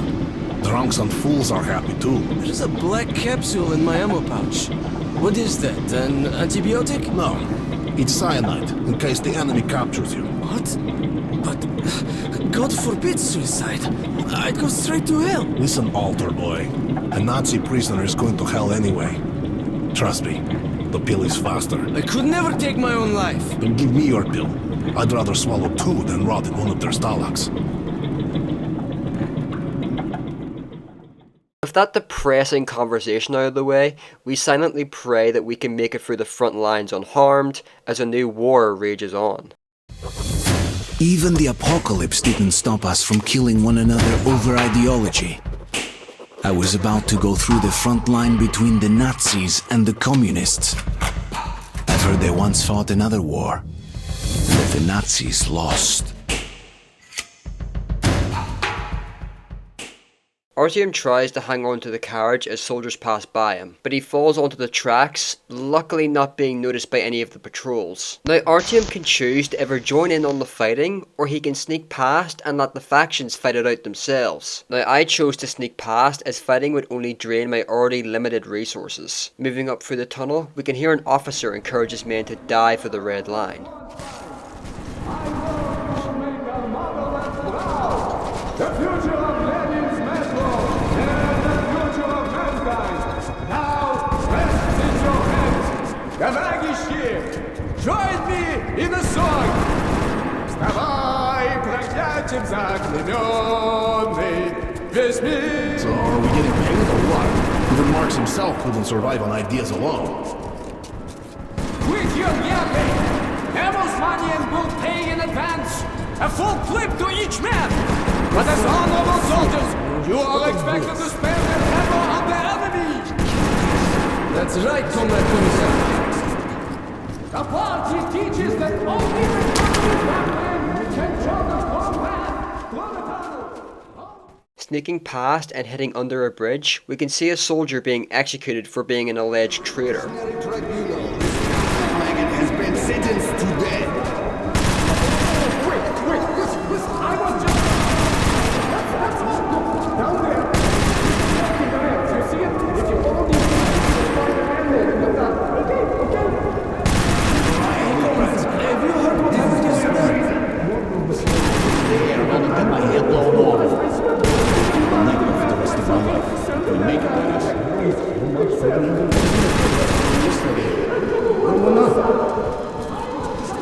Nazi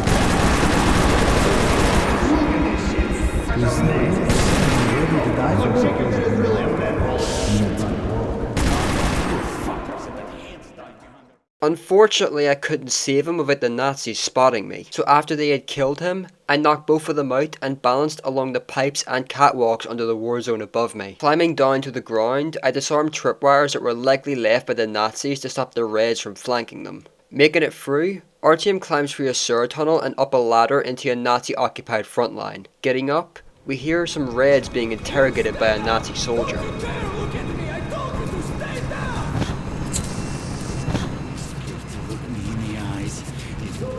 Thank you.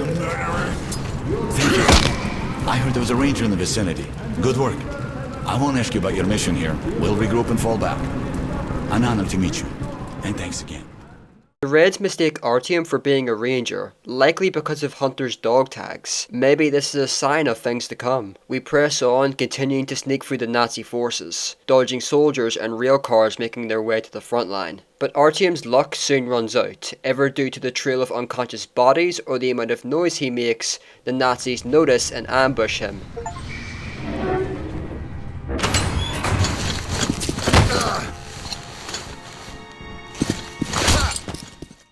It seems Artyom's journey might end here. When I came to my senses, I lost all hope. Nazi prisoners were used for slave labor or target practice.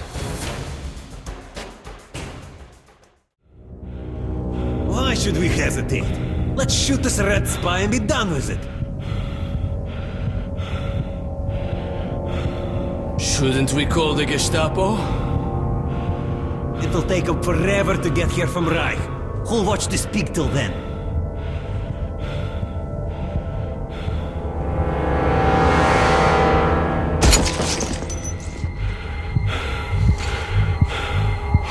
Good point. All right, you Red Scout. Offer a prayer to your marks or whoever.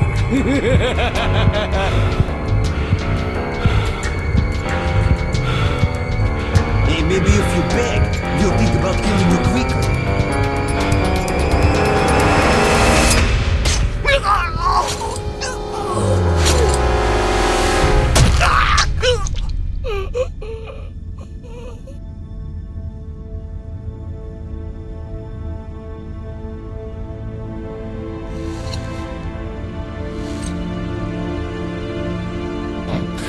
One thing I like about the bad guys, there's always a lot of discussion before they get around to pulling the trigger.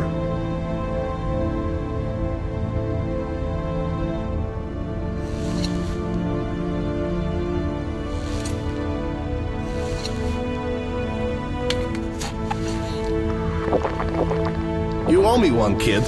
You don't look like a rat. Who the hell are you? That's Hunter's token. I'd better take you to Miller. Whatever message you have, save it for him. Artyom is saved last minute by the Rangers, but before we continue his journey, who are the Fourth Reich? I am so not getting any monetization on this video. The Nazis are known in the Metro as the Fourth Reich, or a neo-Nazi faction with fascist ideologies, seeing anyone who has slight deformities as mutants and will either have them executed or put them into slave labour. The Fourth Reich have a very similar ideology to the Third Reich of Nazi Germany, to the point of calling their leader the Führer. Little is known about the Führer in-game as he's never seen in 2033, but in the novel he was the leader of the Russian National Unity Party before World War III. The Fourth Reich's main station is... What the hell is with all these Russian names? The Fourth Reich only appear a few times and don't play a main role in the story of 2033. I am so cooked with YouTube with how many times I've said Nazi. Anyway, Artyom is so close to Polis, he just has to follow these two rangers, Pavel and Ullman. Okay, let's move to the armored car. Okay, Pavel, here's the plan. You'll take him in the armored car to our real car. After that, we'll be real close. Just the hall and the Black Station. And what about the mission? Hey, Miller will hand you a medal if you bring news from Hunter. I'll handle the mission myself. Let's meet up at the Black Station. You be careful out there. So Pavel and Ullman agree to meet up at Black Station, but we still have to get past the rest of the Nazis. Climbing into an armored rail car, Artyom and Pavel set off.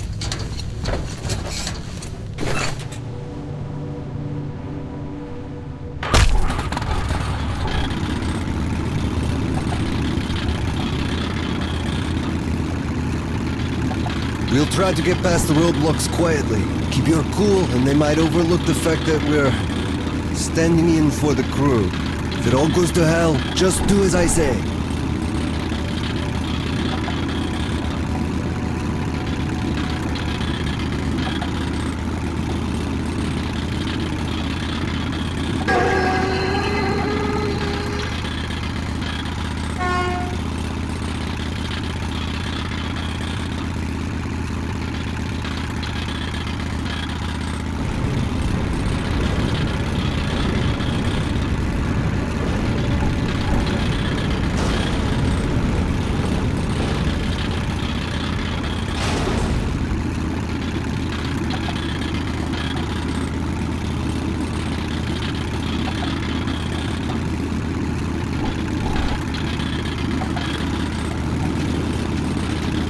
What are you doing out here? This vehicle is not on the transport schedule.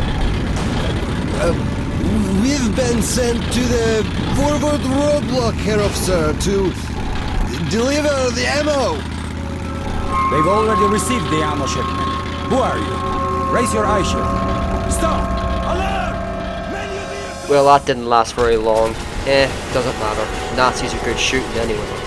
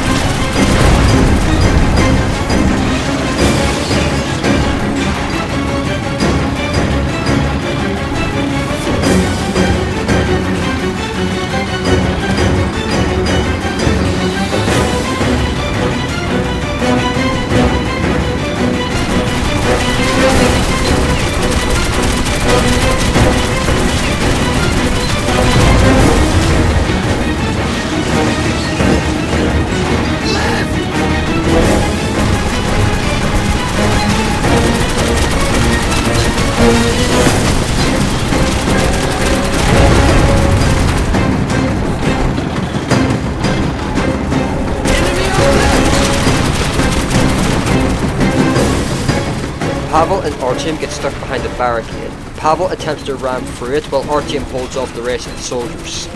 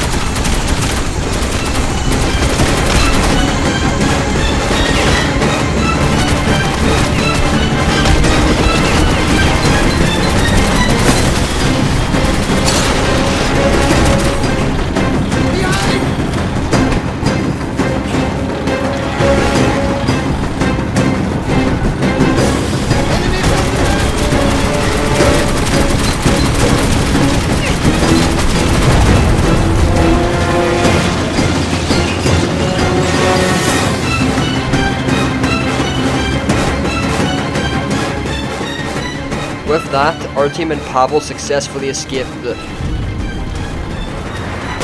Oh my god!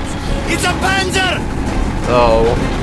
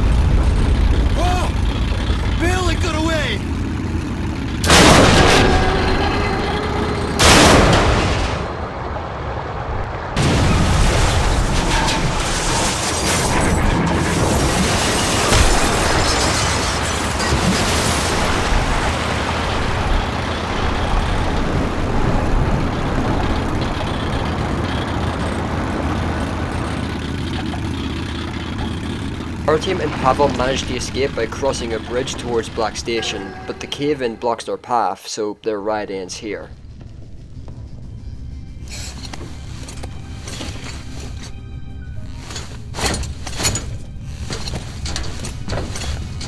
Let's hurry, Artyom! Making our way through a small maintenance area, we climb into another rail car. We quickly leave before the Nazis can catch up to us. Things can only get worse from here as we approach an abandoned depot. After our firefight with the Nazi trolleys, it seemed we would have an easy road ahead. Once again, I was wrong.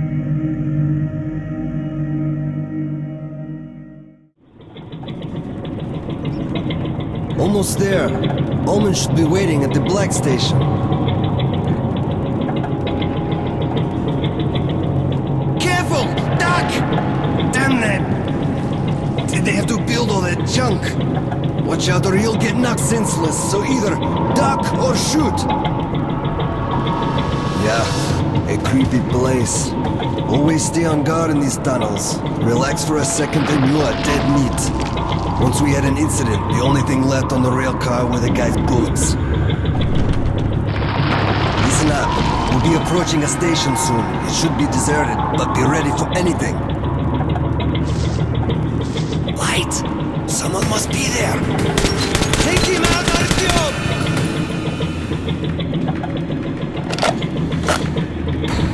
This is the start. We gotta get out of here quickly. Another Nazi encampment, but luckily this one isn't as defended as the last few were.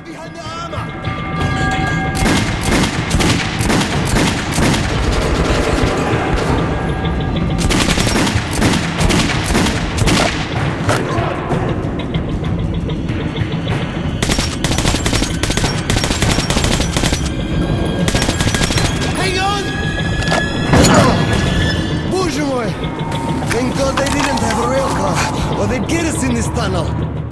A short-lived fight, but why?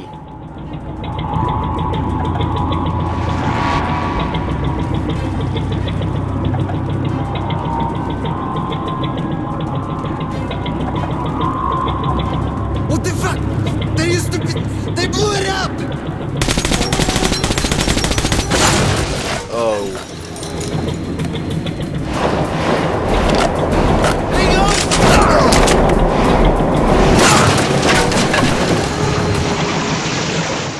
Artyom and Pavel were knocked off course, but where are they?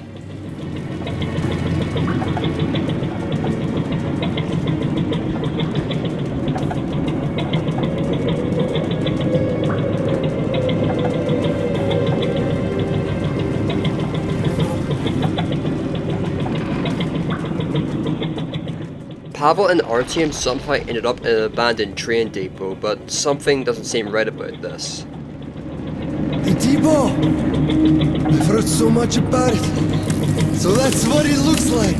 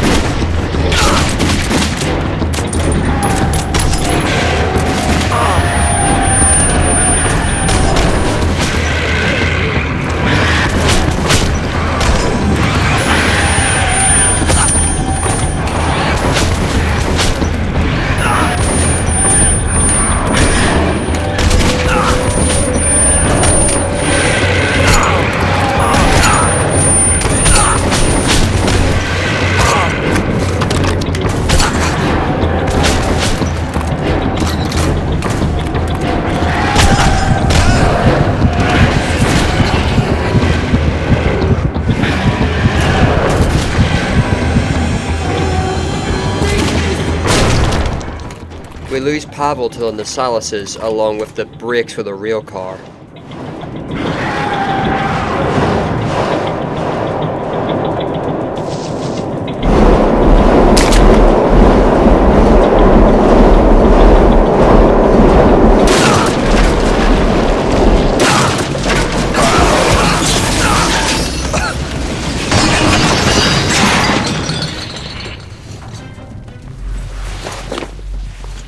Quickly gather ourselves before climbing through a pipe, escaping into the unknown, and once again, Artyom is alone. After Pavel's death, I was on my own. Somehow I had to reach Black Station. Ullman would meet me there and take me to Polis. Climbing through to the other side, we hear alarm bells ringing. Maybe it's a nearby station.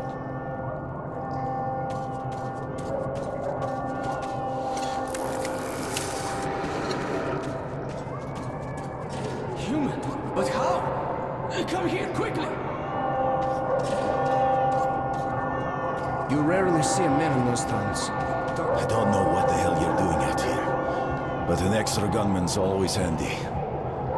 The passage to the station is closed off until the evacuation is complete. Prepare for battle. Take whatever spare ammo is left in the stash. You're one of us now. Our squad is called Children of the Underground. With no other option, we agreed to help the Children of the Underground defend their station. For a few minutes more. I won't lie to you. This will be a nasty fight. But think of your loved ones back in the station.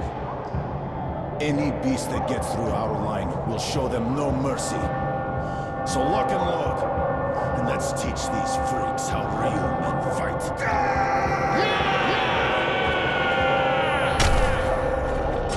Can you feel it? Shit! Put out the light! Stay calm.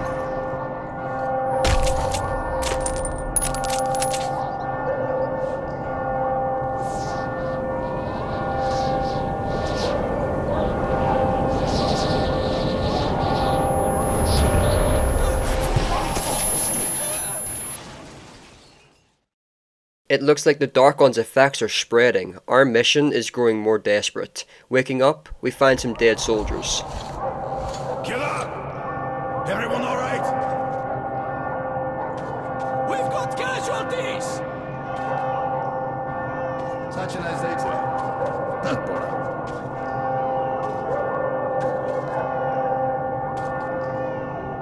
Damn!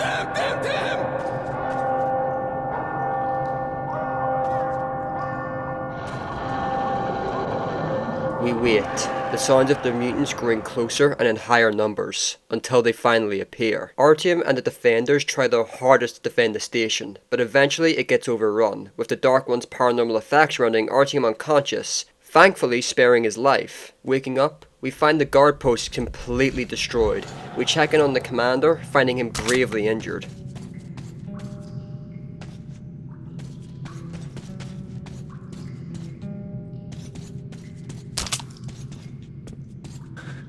Too many of the mutants broke through. Polis must be warned. But my fighting days are over, as you can see. I have a critical mission for you. Go up to our radio beacon. Contact Polis. And broadcast the emergency message I have prepared. Good luck, brother. With that, we have to trail through the station, through our failure to defend these people. We see homes set ablaze and the holes made by lurkers. The bodies of the station's residents lie everywhere. This part of the game, when I first played it, it actually made me think I failed. So I replayed it to see if I could save the station. But sadly, this is scripted, so you fail no matter what you do. It takes away a bit of the horror, but it's still a good scene nevertheless. We explore the station as much as we can before we hear something. It's crying. We have to press forward. Opening the door, we find out where the crying is coming from. Uncle, come on, get up.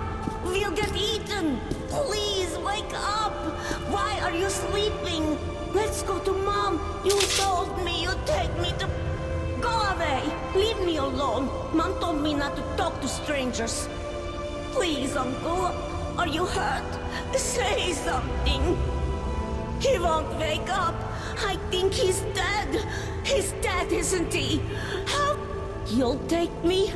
I don't know you, but if I don't, I guess I'll get eaten by the monsters. You have a gun? Okay, maybe I'll come with you then. You can shoot the monsters, right?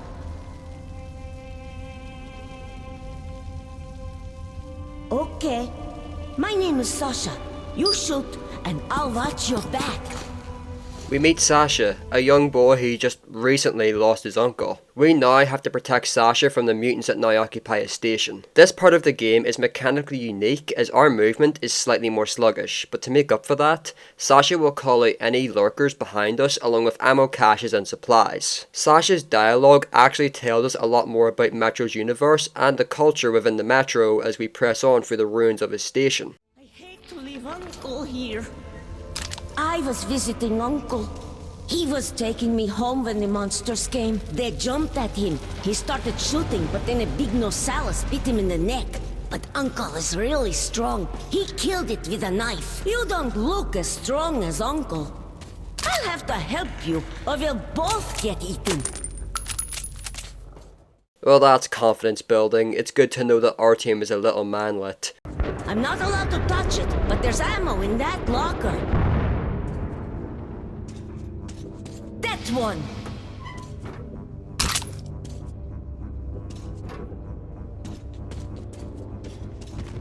I have a gun too. It's in a safe place till I'm old enough to shoot. But you can borrow it when your gun wears out. So kids from a young age are taught how to shoot guns. A viable skill in a world like this. We hear gunfire ahead. It seems more of the station's residents survived. People should not throw grenades in here. Mom said the ceiling is weak and could come crashing down. Obviously the grenades in-game don't cause cave-ins, but it is an interesting point. Why would people use grenades in tunnels that could easily cave in, let alone any type of explosive? We press outside of the station to find those survivors. Are we really leaving the station? Cool! I've never been to the tunnels before. Mom says there's a scary place where the kids go missing. Mom says if the kids go too far into the tunnels, the mutants catch them and eat their brains, and then those kids become mutants and go chasing other kids. Is that true?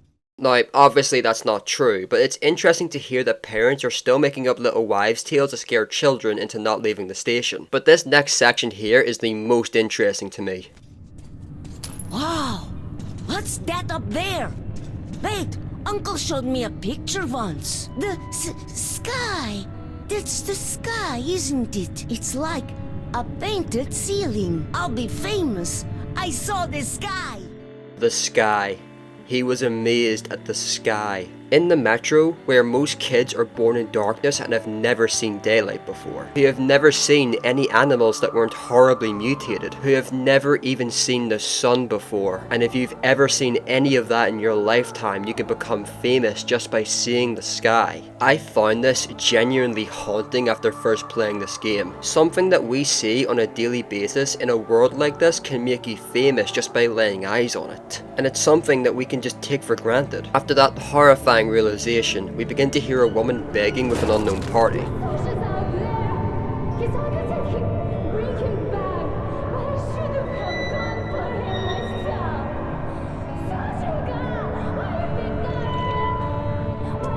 It's Sasha's mother, begging the guards to go and rescue her son. Mom! Mommy! That's my mom! Let's go! She's looking for me! Let me go! Do you have any idea how much that boy means? His father is really important to all of us. And if his son died, well, that would have killed him. And without him, we'd all be unfortunate. Uncle is dead, Mom. But this man took me on his shoulders. I helped him shoot the monsters. Mom, I saw the sky. Oh, God. Mom, I saw the sky. Thank you for saving my son. I can never repay you. But take these cartridges. At least it's something.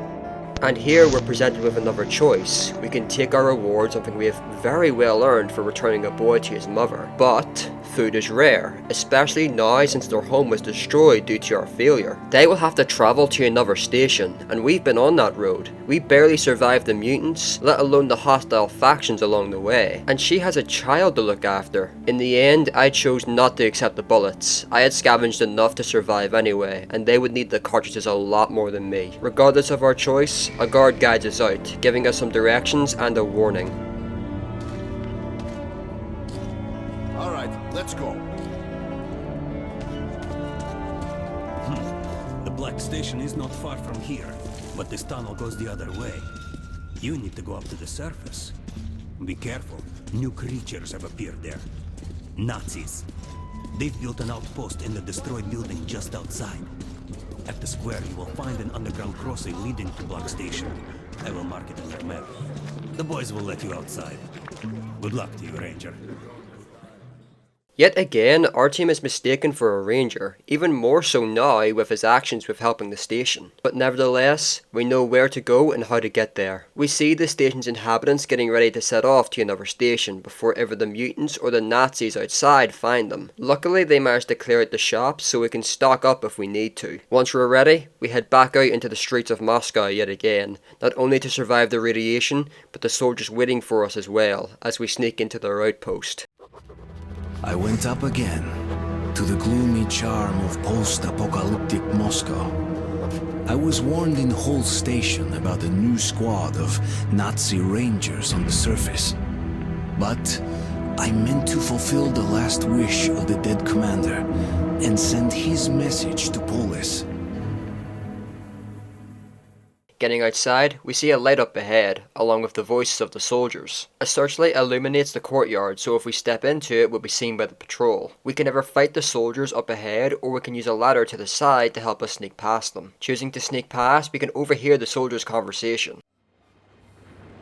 Now, let's go through it again. We have 15 minutes at max to get the airlock open. If we don't make it in time, fall back to base. I've been thinking about blowing it up. What do you say, Herr Officer? Staying up here gives me the creeps. Look what we have here, a thinker. Brilliant. And did you think about what we do once we capture the hull? Shall we use your stupid head to close the exit? Cut the chatter. Reichsfuhrer gave us clear task to capture this station quietly.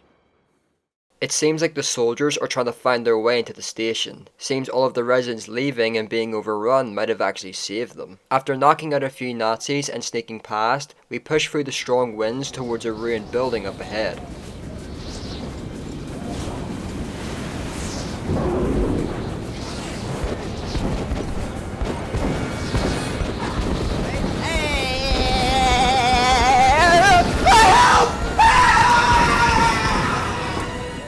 Best we head inside before it comes back. Climbing up through the rubble and through a hole in the wall, we sneak into the outpost. Knocking out a few more soldiers, we climb out onto the ledge. We climb back inside, taking out more guards in the process. Then making our way to the roof, we can overhear some more Nazis. Shit, is the second ship coming or what? Chill to the bone. The filter's almost done for too. My watch shows us at least 10 more minutes. I wish it were sooner. This place gives me the shivers. Making our way past them, we climb onto the roof, seeing a demon sitting next to the radio antenna. It's here we're given another choice. We can broadcast the commander's message to Polis using the radio, or we could ignore it and not take the risk and just make our way to Black Station. I chose to broadcast their SOS as on their own they wouldn't survive the trip. With a little more sneaking and punching, we make our way to the radio.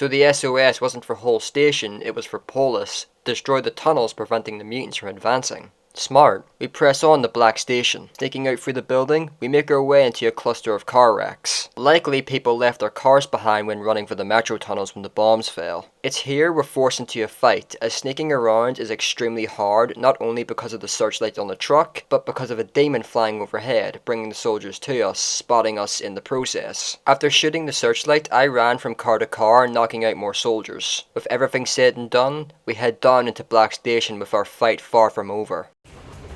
It was clear that Black Station was occupied by fascists, but Olman had said he'd wait for me there. I had to risk it. Making our way down, we're spotted by a soldier. Who is it? Surrender and you won't get hurt. I swear.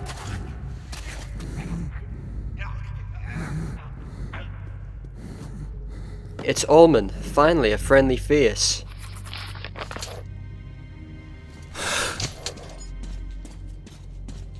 What took you so long? Where's Pavel? Did he... Alright, later. The situation got worse. Nazis literally flooded the station. He'll have to act alone. Sorry. But if you can shut down their generator, it'll be easier to sneak past the guards. Take this. I will wait for you in the deserted tunnel to Polis. Here, Ullman gives us a VSV. If we look to our left, we can find some night vision goggles if we haven't found some already. Ullman mentioned shutting off the generators to sneak around a lot easier, with the NVG surely coming in handy. Night vision goggles in-game are based on the PNV-57E first generation night vision goggles that were originally produced in the Soviet Union, with later variations of the goggles later being produced in Poland and Czechoslovakia. A little history lesson for you in a video of a schizophrenic yapping about a 14-year-old game. When we're ready, we can push into the fascist controlled station. Making our way past some traps, we can overhear a conversation between two soldiers. How's your family? They miss their father. Yours? I don't know. I haven't seen them for weeks. And now we're stuck here. Yeah. Who needs all that? Uh-huh. And who is gonna feed your children, huh? Sturbenführer, perhaps? It's easy to forget that the people we go up against are just people, with these soldiers talking about their families back home, with one even cracking a joke about it. Sneaking past a few guards, we get close to the generator, with us eavesdropping on some more conversation. How's the generator working? Okay, as long as no one touches it. Damn shaky piece of junk. Put a guard on it. Toha, Kozoi, come here. Watch the generator. And if I catch you playing cards, you're dead, man. With the guards in front of the generator, we have to be more careful. After knocking them unconscious and moving past, we can make our way to the generator, knocking out more guards before turning off the generator, making our stealth mission a little bit easier. Heading back up the scaffolding, we can sneak up on some more soldiers. We can then sneak onto the tracks to avoid detection. Sneaking up to a door, we can make our way into a room full of crates. Making our way through a hole in the wall, we're able to sneak right under the soldiers without detection. Sneaking through the tunnel, we can make our way up a staircase and back up into the station on the other side of the fence where Ullman met us. Now we just have to find him. Continuing, we knock out one of the worst guards in the metro before hearing more conversation between guards. The last battle of the gods?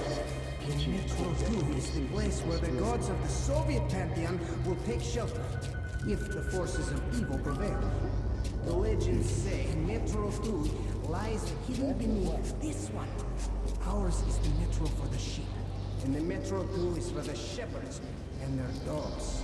Once upon a time, the shepherds ruled the herd for them.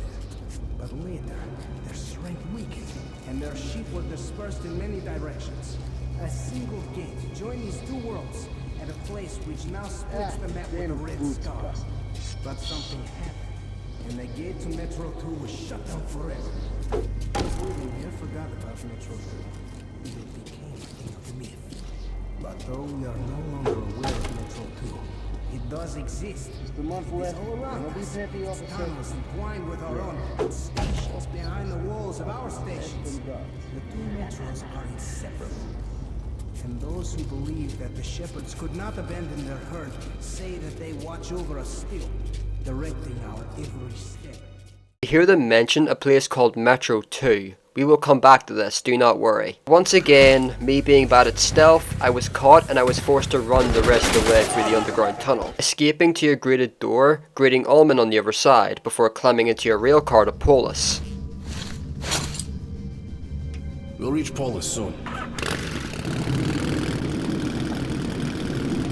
But before the mission ends, Artyom has another vision.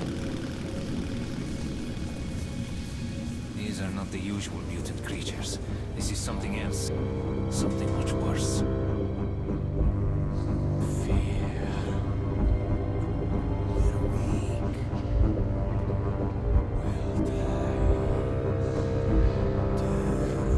Walking forward, we can hear the Dark Ones.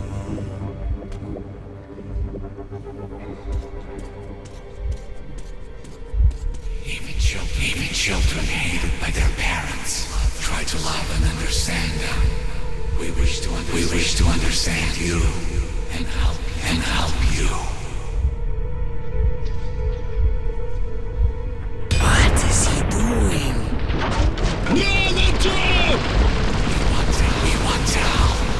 Now we have a choice here. We can either walk forward towards the blast door like we're told to, or we can let the Dark One catch us. This won't change anything after the vision, but something in the story has changed. Remember Khan's advice before he left us. Try to get a better understanding of something before you make your judgment. Regardless of our choice, we have made it to Polis. Artyom's journey is finally over. Don't look at the watch time, please. It's hard to describe my feelings at that moment. Exhausted, yes, but joyful. I had made it.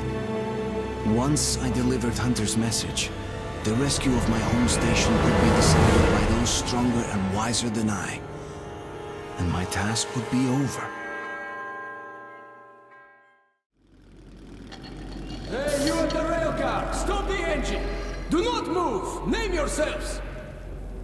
Oh, we're Nazis come here to take your station. Old man, is that you? You're lucky Petrovich isn't here. He's not a man for jokes. Who's that with you? He's from the northern frontier. I'm escorting him from the Black Station. All right, come on through.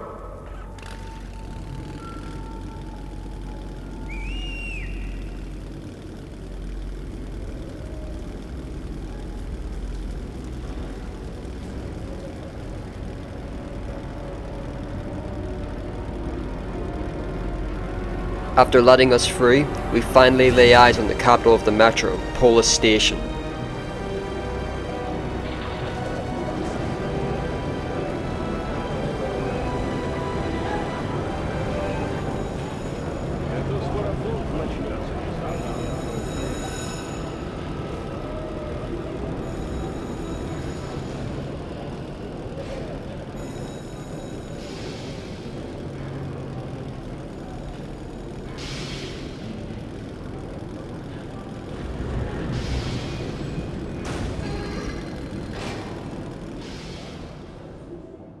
Hopping off the rail car, we follow Ullman inside.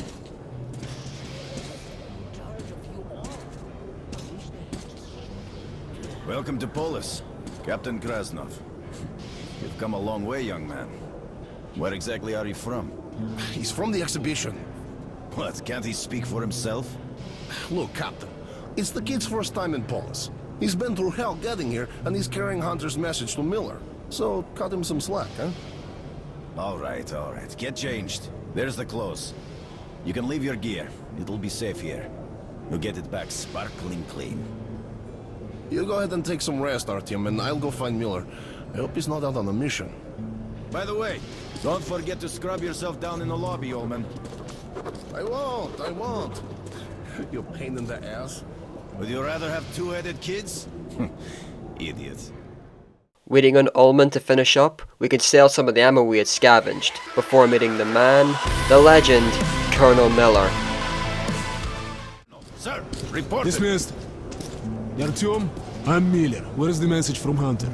This way. Come, look, try and buy. We follow Miller into his office. Artyom then gives over Hunter's message along with the plea from exhibition. Well, thank you for bringing this to Polis. Was a brave thing you did. I'll call an emergency session. When they summon you, you'll report the situation. All council members, please assemble in the council chamber. I repeat, all council members, please proceed to the council chamber. Escort the boy to the council chamber. We make our way out into the main lobby of Polis, and this station is a lot nicer compared to the wooden cots, dirt and rubble from the other stations we have been to, with fishermen even trying to catch fish in the river flowing through the station, along with the general aesthetics of the ivory railings and chandeliers lighting up the hall. When we're ready, we can walk in and extend our station's plea to the council, but after everything we have been through, the trials and tribulations, council has no interest in helping exhibition. Unbelievable, Artyom. I'm stunned that the council has refused to help your station. I'm ashamed that they lack the courage you have already shown. But Polis is not the whole metro. There still are people who will rise up and fight the threat of the Dark Ones. Okay. Listen carefully. The Rangers have found several well-preserved missile bases near the city. Some could probably be activated and deliver a missile strike against the Dark Ones. The problem is that the missiles are supposed to be launched from the command center, D6, but we don't know where that is, or if it's operational. However, we do know where that information can be found. There's a huge library on the surface. Dangerous place, but it contains a secret military archive. We must go there. Okay, we'll split up now to avoid the tension. You'll go up from here. I've already arranged that. When you've made your way to the library entrance, I'll be there waiting for you. Okay? Hey, Artyom, be careful. We're tasked by Miller to find a government document that contains a map to a secret military bunker known as D6. Better known as Metro 2. You see, it's all coming around now, isn't it? From D6, we can launch tactical warheads towards the Dark One's nest in the Botanical Gardens, effectively wiping them from the face of the scorched earth. We'll find the map to D6 in the Russian State Library, a real location in Moscow. The library was built in 1862, and this library isn't just a normal library, it is set to contain thousands of living and dead languages. An interesting fact about this library is that it does contain military documents in their archives, although a lot of them are from the Soviet Union. But when I'm done yapping about this library, with the Spartan Rangers willing to help, we set out once more into the ruins of Moscow. The Council's decision shocked me, but Miller's plan gave me hope. Once more, I climbed up to the bones of Moscow to search for the secret of D6 and a way to awaken the horde of missiles. Climbing up towards the surface, we make our way towards the library. Miller said he will meet us near the front entrance, so we'll make our way there. Finding more watchmen, we sneak past, climbing down onto the frozen river below, with the ice cracking beneath us. Pushing our way past the watchmen, we climb down into the sewer. Looks like the Rangers got there first. Making our way out, we're nearly crushed by falling debris.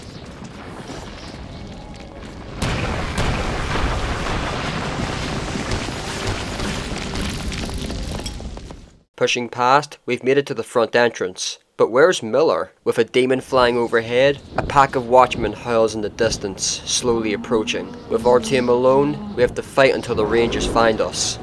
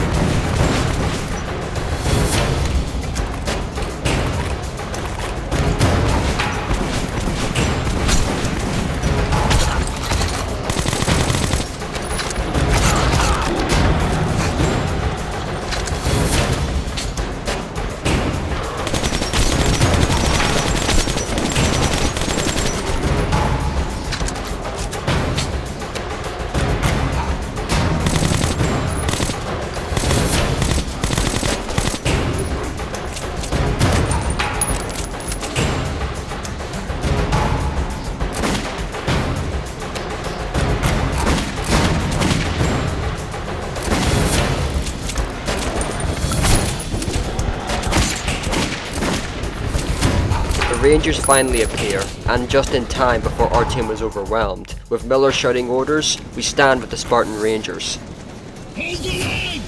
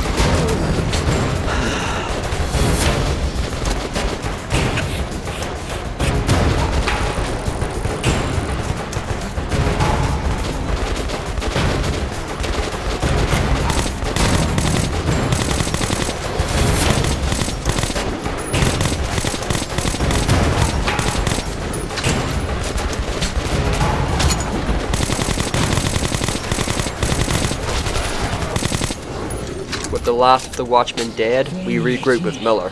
You were here, that's good. We were worried. Now remember what to do? We need to get to the military archives. It is somewhere beneath the main library. Now, we can reach it through the main reading hall, alright? Now freezing here. Let's go. With the fight over, the Rangers and Artyom approach the library.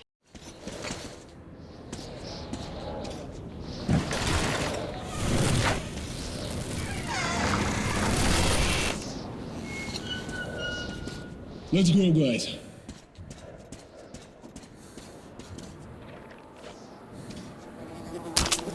Manila, watch the outside. We'll go with Artyom to check the wall.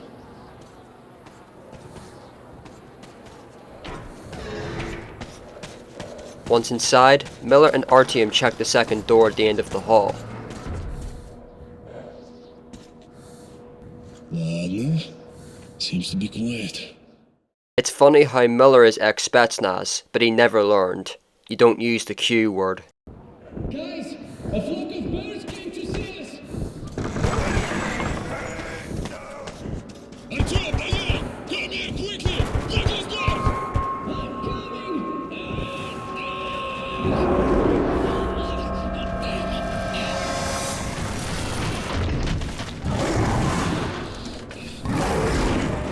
If the door upstairs is locked, try to find a way to open it. We must hurry before the demon finds its way inside. Running past a few mutated vines, we find a hole in the wall and climb through. As we're about to open the door, we see something just out of the corner of our eye. Shooting at the plank blocking the door, Miller quickly rushes in and blocks it off.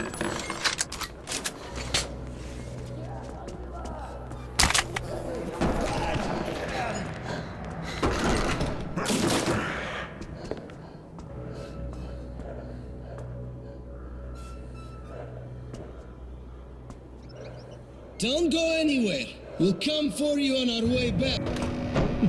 It's a joke.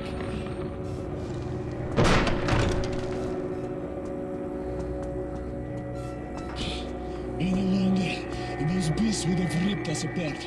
Good work, Artyom. It looks like we're not the only people to search this place.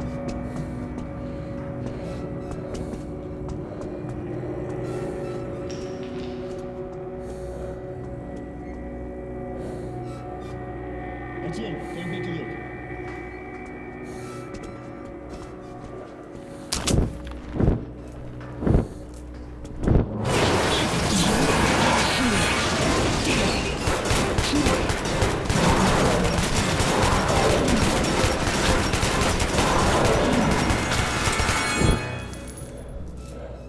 Did anyone fart? Who cares? In a gas mask, we won't smell it anyway. One heart attack later, we find a locked door.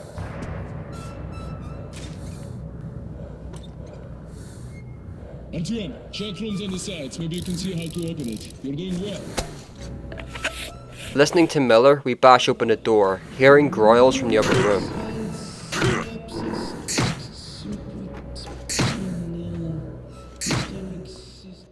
That growl isn't one we've heard before. Climbing up and into the next room, we find more bodies, but these ones looked like something had ripped them apart, and I doubt a demon did this. Shooting a chandelier down, it bashes through the door, letting our new friends join the party.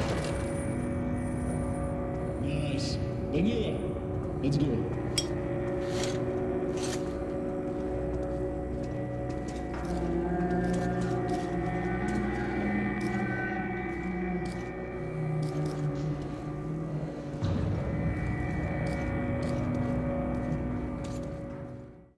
Heading upstairs, we make our way into the reading room, and we find a new mutant, a Librarian. Librarians are similar to gorillas in nature, big and built to rip apart anything they see as a threat. They are known to be the biggest and most dangerous mutants in Moscow. Attempting to fight a Librarian will be a one-way stop to being ripped apart limb from limb. Librarians are very territorial, choosing to hide inside of the Russian State Library, hence the name. Librarians are actually pretty stupid despite living in a library, only being as intelligent as an ordinary gorilla. You can find two types of librarians in the library. Grey-skinned librarians are the most common. You'll mainly find them in the main lobby or above ground. In the lower parts of the library, you'll find the black librarians, with these types of librarians being more aggressive towards any living thing. I like to believe that these are the alphas. Librarian skin is almost bulletproof. Shooting at one of these will only piss it off, but Miller knows a way to stop it from killing you. Listen, Artyom, librarians are some of the most dangerous creatures out here. If you meet one, or two, God forbid, don't fight it. But don't run from it either. The beast won't attack you if you look them in the eye. Now remember, never let them out of your sight. Show them your back, you die. Okay, if a beast gets nervous, move away, but slowly. And if you shoot, well, look or don't look, you won't see anything ever again. Look it dead in the eye, don't turn away. If it gets aggressive, back away slowly. Now, just for legal sake, don't actually do this with actual gorillas, because Metro gets this horribly wrong. Doing this with real gorillas is how you meet Jesus earlier than you might like. But in this game's defense, my headcanon is that the mutation had caused them to do the opposite. But more than likely, I think just someone at 4A got confused between gorillas and bears. With that, our time enjoying the scenery is short-lived, as our winged friend makes another appearance.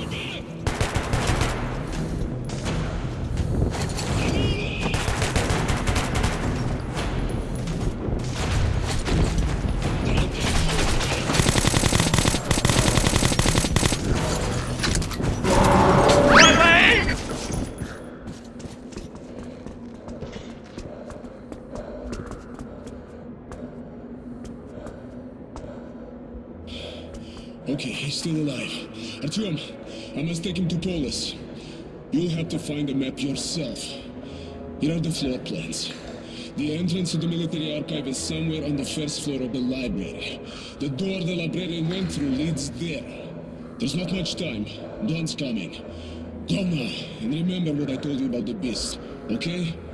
I'll try to come back as soon as possible. Go. With Miller having to take the injured ranger back to Polis, we ascend into the library, into the nest of the most dangerous mutants in the ruins of Moscow, to find the document that will save the Metro from the Dark Ones. I was alone again, and soon I would look into the eyes of fear, literally.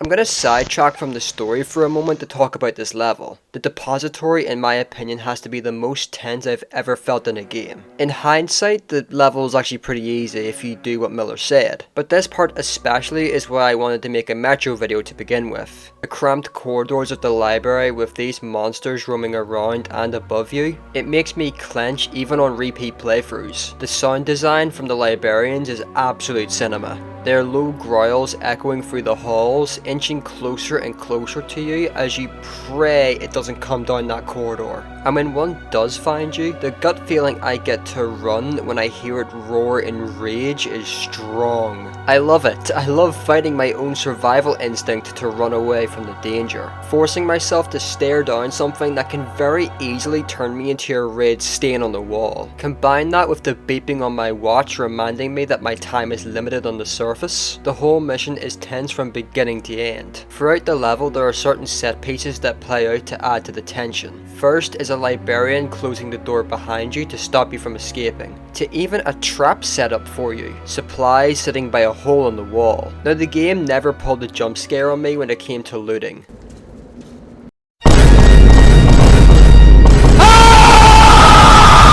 So when a librarian jumped through the wall and tried to run my feed, I hate to admit it, but I always jump at this. Even when I know it's coming, it still scares me. Top that with the librarians running through the halls when you turn corners is just terrifying. Once we reach the second floor, there's an elevator you're meant to take down, but the librarians aren't done with Artyom yet. They didn't hear no bell.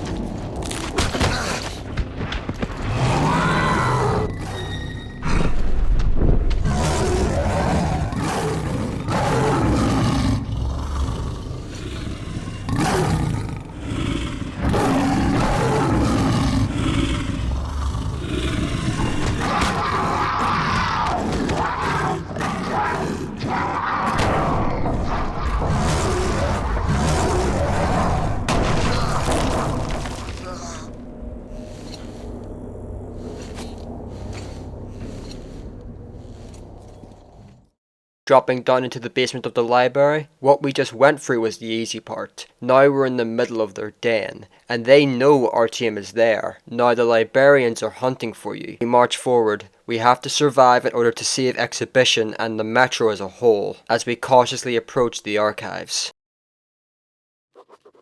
The underground depository was a frightening place, and I had no idea where or what to search. But I refused to think that all my efforts would come to nothing.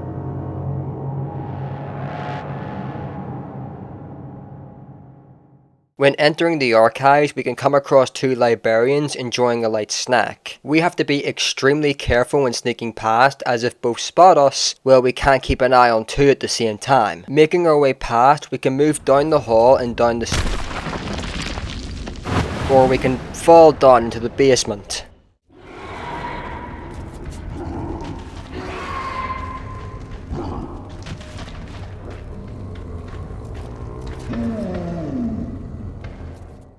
The archives are darker than the main library, along with being a lot more cramped. You'll easily be forced into choke points and get your bell rung pretty often if you're not extremely careful. Some more scripted events will happen, so there isn't really much else to talk about on this level apart from the nests you'll find. Some Librarians are sound asleep. Their nests are mostly made of radioactive dirt and sticks, so there isn't really much else to go on. After sneaking through the sewer and the nest of Librarians, we come back up into the library. We find a metal door. This has to be the archives. Now, one thing I love about this game is how they characterize Artyom. Even though we can only hear his voice in loading screens, we can actually see what he's feeling when he's searching for the document. Starting off just by looking before getting more and more frustrated and desperate, with the fast camera shots and him throwing out drawers, before seeing it out of the corner of his eye, with him looking over the document as relief sets in. It's a nice bit of detail you don't see a lot in first person games, but after finding the document, Artyom rushes out of the library to report to Miller and find D6. I had found the D6 documents, but Miller had not yet returned. Without his help, I wasn't certain I could get out of the library alive. But everything depended on it.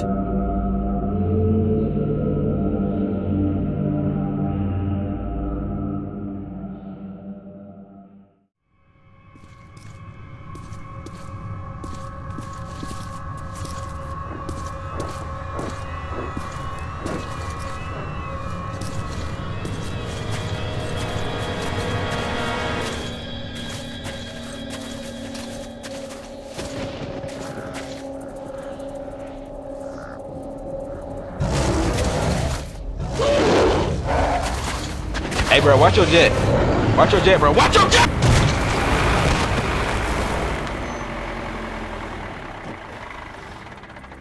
Oh, where you going, my man? I'll take you there for 50 bullets. So you made it, Artyom. I had my doubts, to be honest. Did you find anything? Okay, saddle up. По коням, ребята. So, where are we going? To church. Artyom, does the name Ken ring a bell? Help us find you. I still don't know how he did it.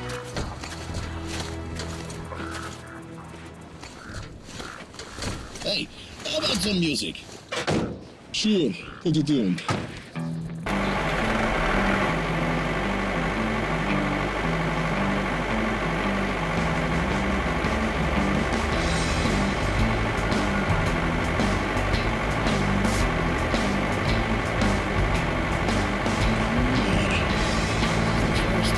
So far the only human outpost ever.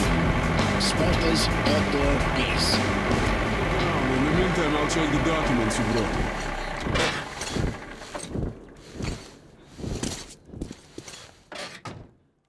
We've made it to the Sparta outpost. We're nearing the end of our journey. We can take some time to resupply at the outpost armory, but since we're in a ranger outpost, everything is free. Karl Marx would be proud. After the loot goblin in all of us has been satisfied, we can make our way upstairs and run into a familiar face, Khan. Hello there, Artyom. I told you we'd meet again. It's a nice base the Rangers got themselves. I heard you received no help from Polis. What's your next move? Keeping silent? You're turning into a Ranger. Take a close look at the road you follow, Artyom, and be aware of how it might end. You reap what you sow, Artyom.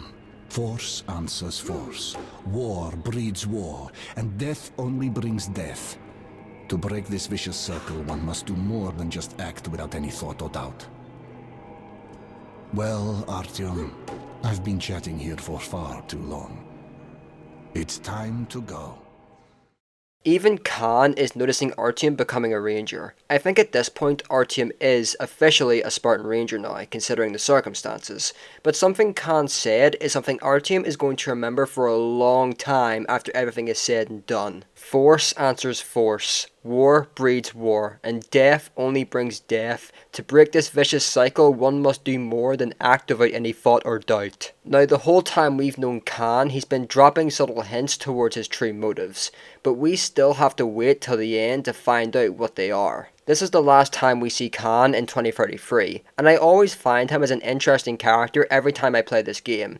I know the new game coming out, Metro Awakening, will explore more of his backstory, but considering how long this video has taken me to record, by the time this is being made, it hasn't come out yet. But the way he says that Artyom is turning into a ranger, it's almost as if he's insulting us. And if we remember what Artyom's stepfather said back in Exhibition, the rangers are seen as violent brutes. So was Khan calling us violent? We'll have to find out. After our chat with Khan, we report to Miller with our findings.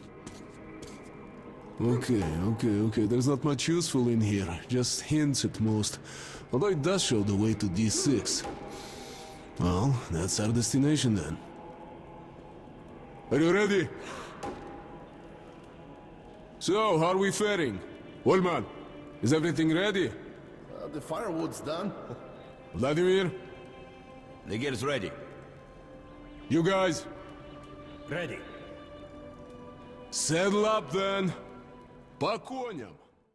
And with that, the Rangers march down into the tunnels once again and begin their journey towards the fabled D6. Dark tunnel, wheel rattle, and the smell of death. That's how our journey to D6 began. But our goal seemed closer now. According to the map, there are several ways of reaching D6. Now the closest one is through the facilities near Kievska. Okay, we try that route. Kievska? I've heard strange things about that station. There was an explosion in the tunnel, and lots of people were buried alive. A rumor has it they survived, but no longer is ever used. They also say something strange has been sighted in those tunnels, some kind of fog. Bullshit, probably. Of course it is. Who'd believe it? Vladimir lost all his family in the tunnels, and he doesn't remember anything about what happened.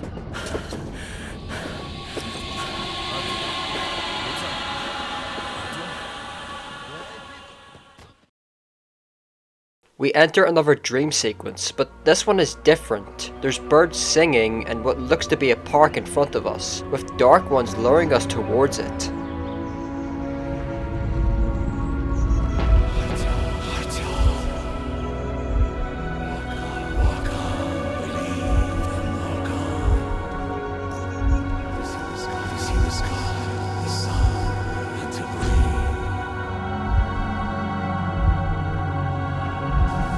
We now see Miller behind us, trying to wake us up in the real world. We're now faced with another choice, a choice that will affect Artyom's fate. We can walk to Miller, to safety, to a familiar face, or we can take Khan's advice and try to get a better understanding of something before we cast judgment and walk on.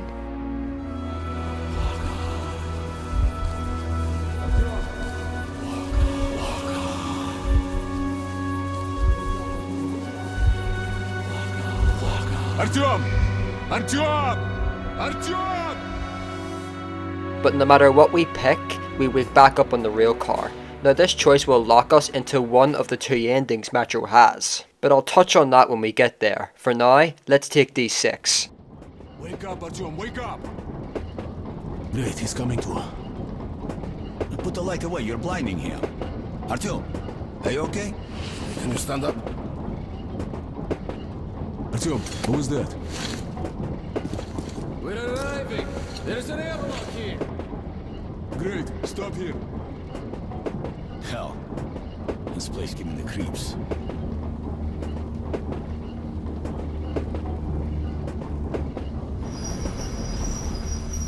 Boris, take a look at the gate. The control unit is broken to smithereens. All the lines are cut. Vlad, get your tools ready. We need this door open. Artyom, you stay here and cover our backs. We don't need surprises here. Sure, I don't think we're going too smoothly. Watch your back. Okay. Vladimir, find the first block chart. Olman, look here. First we connect the wires, then on my mark we throw the switches. We now have access to a flamethrower. This is the only one in the game. Something's closing in. Ignore it. And we get a chance to use it. Fire!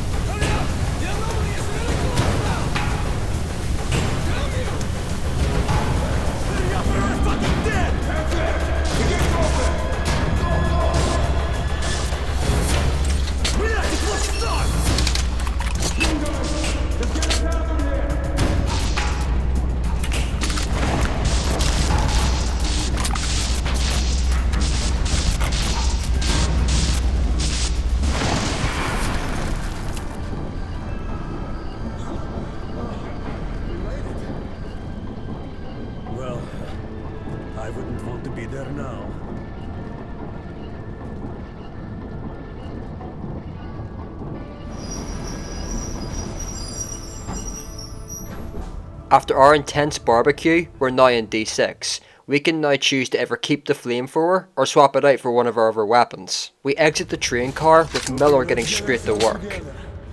There's a long road ahead.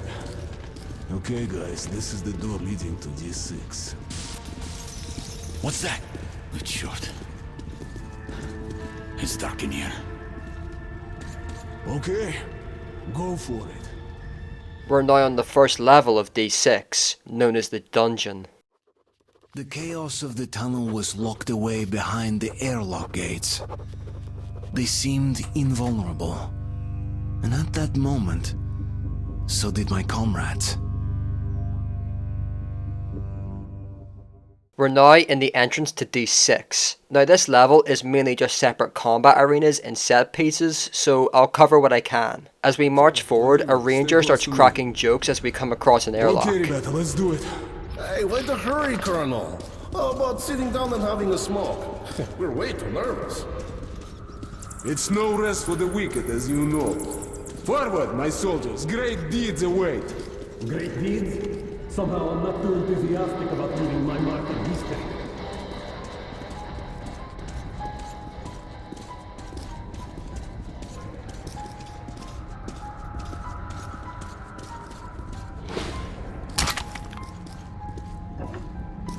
Oh, look at this. Someone left a skeleton here.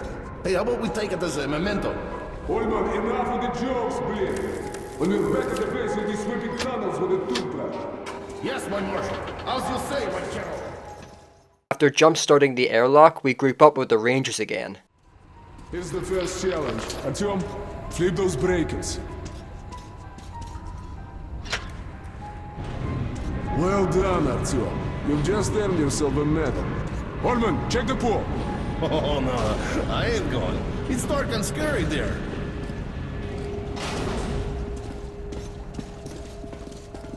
Shit! What's your language, soldier? It's not language, it's shit. Literally, I stepped in it. Oh, well, that's a great sign. It's not a sign, it's an omen. If there is shit, then something left it here. We had just walked into the Salas nest, and they are not happy about our presence.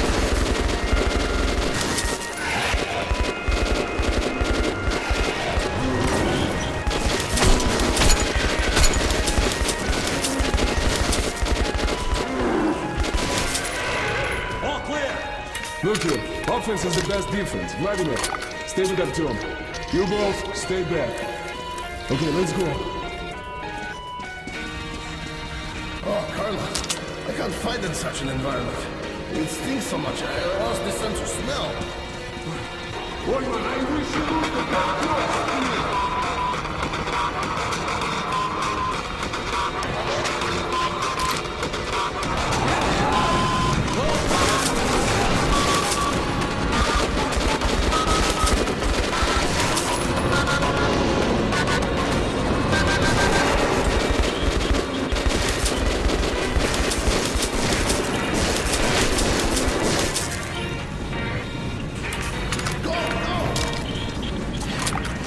A glass of moonshine for each Nosalis. How about that, Colonel? To hell with you, blin. Another comedian. Stop laughing, blin! To the right!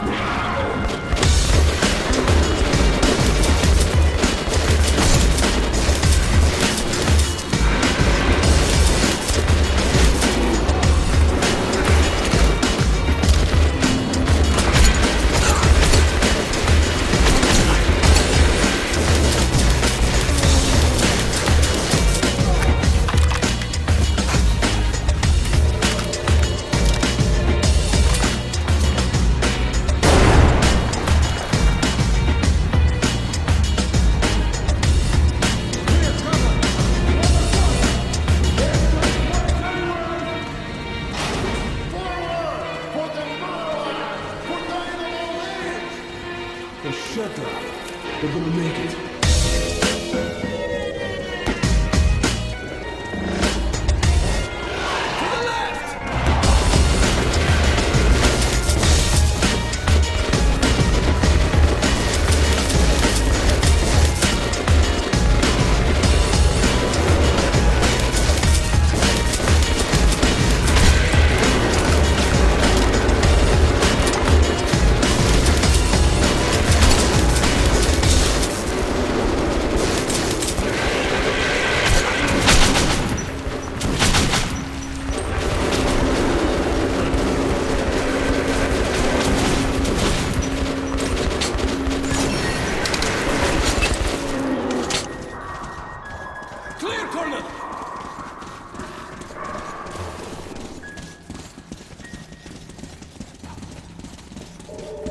Looks like we're through. Take a look what's behind the door. After fighting through the Nasalises, we come across the main airlock to D6.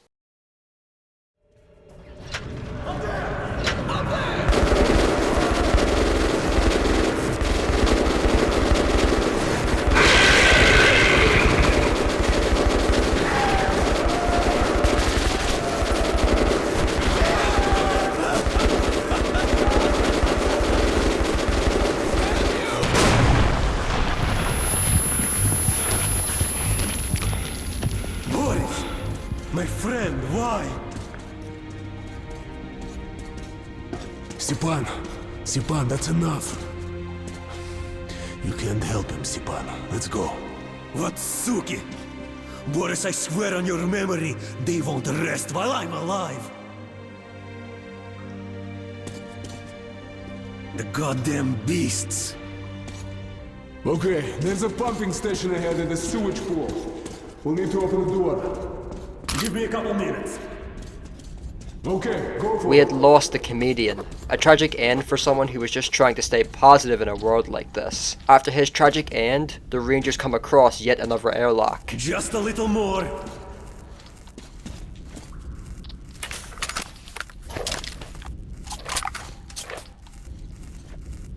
It's open! Gas masks on. Now this is strange. There's obviously something harmful in the air, but D6 is mostly intact and we don't see anything radioactive in the chambers, so what's causing the air to be as toxic as a Twitter argument? Orman, check the pool. I always get the most interesting jobs, don't I?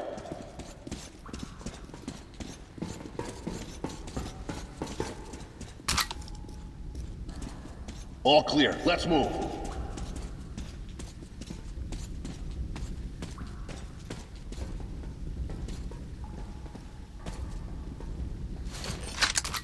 I'll check it out. Careful, man. Careful. We come across yet another combat arena.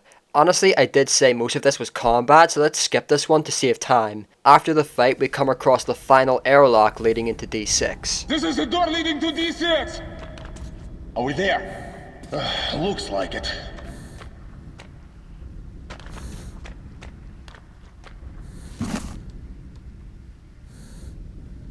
Short! It's locked! I'm not surprised. What's up with that? Looks like a blast door. Okay, go for it. Got it!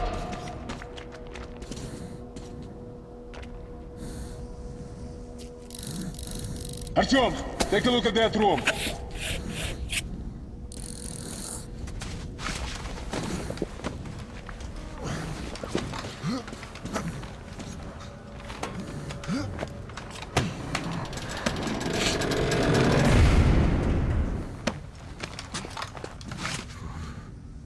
Artyom, are you okay?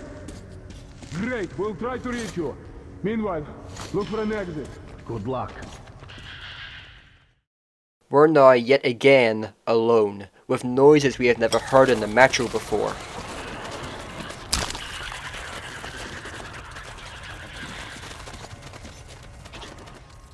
Those are spider bugs. Spider bugs, or for short, spiders, these types of mutants come in all shapes and sizes. We actually see small variants of the spider bugs in most levels, with them only being as big as your hand. Still too big if you ask me. The spider bugs come in 3 variants. The male bugs come with a scorpion-like stinger, while the females come with a normal... What do you call these anyway?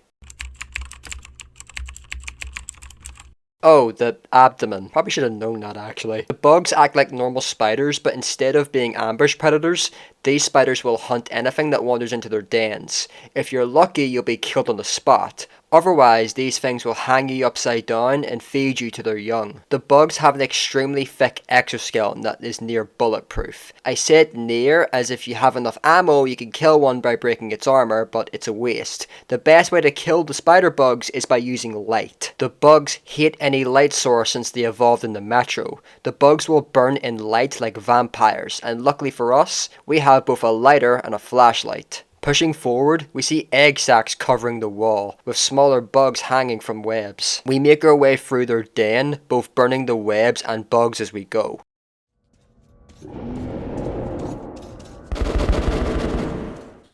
Sounds like Miller's men have encountered them too. Pushing down into the sewer, we find more bugs swarming us from all sides. We make our way further down, up some wooden planks and into a catacomb, with an unlucky soul below us. We make our way through the catacombs and towards a metal door. Flipping the switch and moving through, we're back in the tunnels. We move up to hear Miller up ahead. Artyom, here! Oh, thank God, at least you're alive. We lost Stepan. Fuck! Okay, silence. A sound from the tunnel. Can't you hear it? Something's approaching.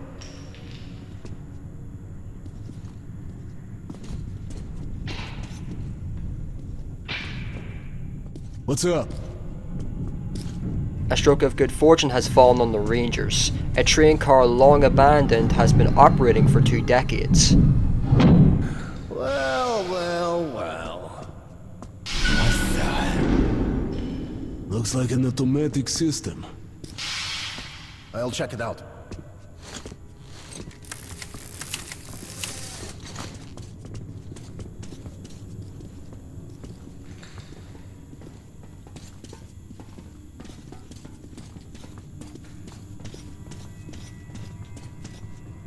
Somehow I have a bad feeling about this.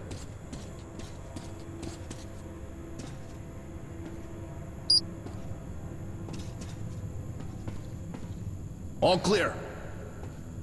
There's no other way. Gotta take it.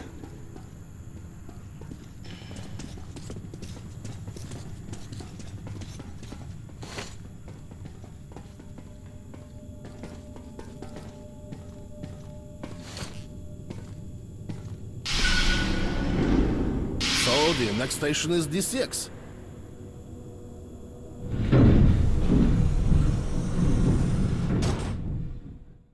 Now with some transport, D6 is only a stone's throw away, but the worst is yet to come for Artyom and the Rangers as they approach the belly of D6.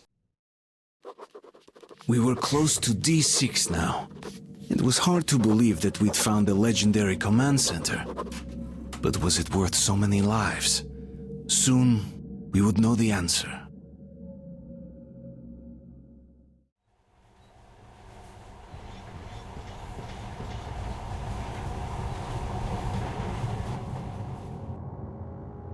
Gas masks, quick!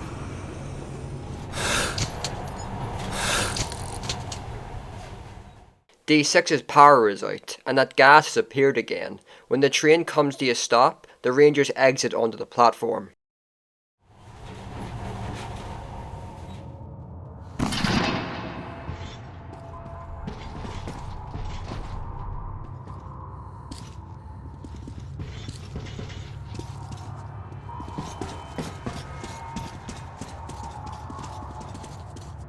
Careful, damn it! 20 years without maintenance is too much even for Soviet military structures. Everyone watch your step, especially you, Artyom. Looks pretty clear. The control room should be there. Now let's check it out. Holm and Vladimir, stay here and cover our asses. You never know what's coming. Artyom, come with me. Yes, sir. Heading down with Miller, we see multiple train cars, same ones we rode in on. It seems the Metro 2 rumours could hold some truth to them. After looking around a bit, we meet back up with Miller. You know, I imagined everything just as it is. There's something about these objects. They're Soviet soul. But you wouldn't know about that. Miller seems to have a fondness for old Soviet equipment. Considering Miller is old enough to remember the days where this equipment was still in use, it makes sense. Making our way up to the control panel, Miller inspects it.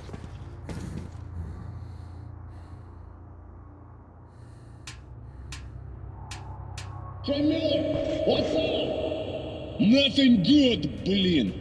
We gave these machines too much credit. All these mechanisms have to be fixed by hand. Artyom, there's an auxiliary startup system. Go upstairs to that ledge. I'll tell you what to do when you get there. We're tasked with switching the power back on using the switches above us. We use the switches Miller calls out to us, and after we're done, we meet back up. Go on! Start it up!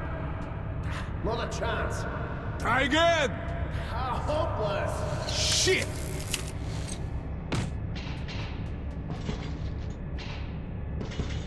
Ah, cool! Just like in old Hollywood movies about Soviet Union. Hey, Colonel! What's up? We almost fell off! All good! Artyom, let's move out. Enough playing with the equipment. We were lucky the power still even works. We make our way down towards the elevator with the other Rangers waiting for us.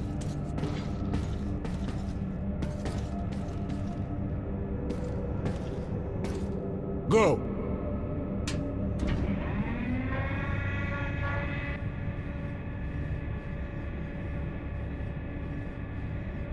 Thank God we don't have to go all the way down. Oh, something feels very wrong in there.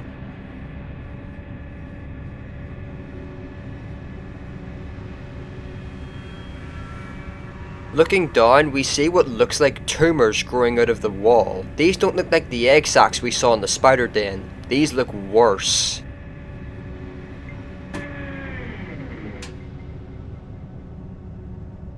Holman, go left. Professor to the right. Artyom, cover me. If the plans are correct, we need to go there. But how can we open this gate, huh? Any ideas, Artyom? Miller asks Artyom to find a way inside. Now, I know how to get in, but the game wants us to wait, so I don't know why Miller asks Artyom to do it. What if...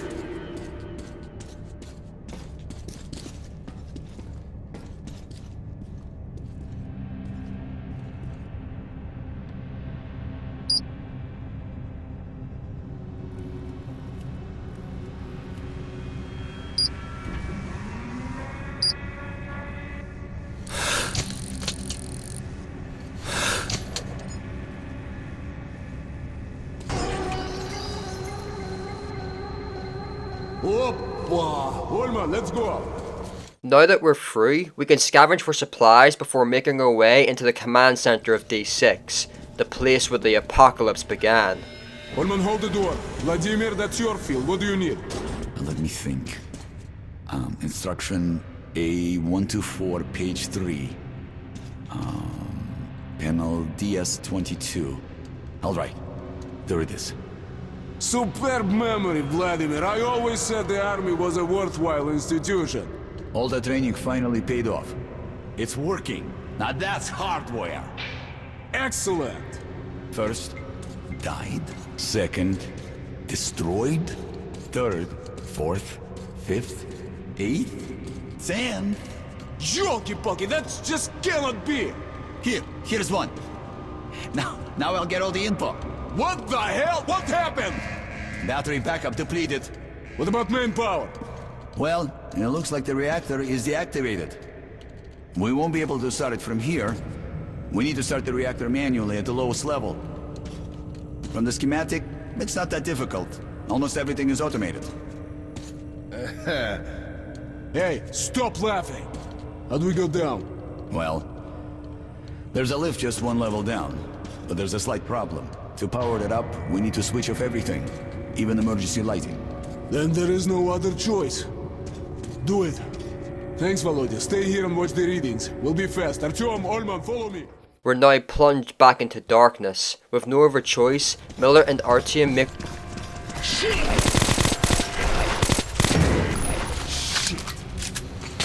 I knew it wouldn't be that easy. Here come the sons of the apocalypse. Olman, change of plans. You stay with Vladimir and defend this position. If anything happens, I will send Artyom. Good luck to us all. Those were amoebas. The amoebas, or I call them orbs, are cell-like, having a nucleus and a squishy sludge covering them. The amoebas are proxy triggered. When docile, the amoebas will hibernate in pores until it senses movement. After, it will burst out of its pore and slide across the ground to its target. When it's near, the amoeba will begin to turn red before bursting into a toxic goo. The amoebas will only attack depending on how fast you're moving. So to avoid getting swarmed, it's best to move with caution and shoot the pore, so effectively you're killing the amoebas before they burst. With the shock of the attack subsiding, Ullman stays behind as Miller and Artyom descend into the belly of D6.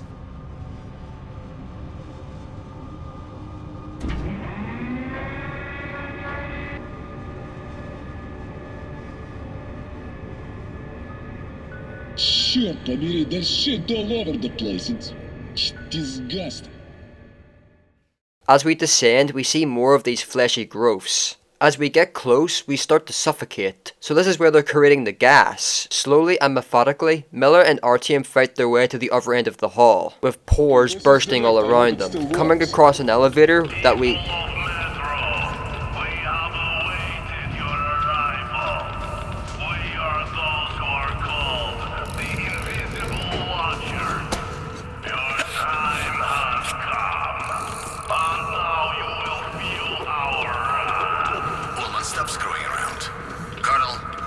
Activated the loudspeaker.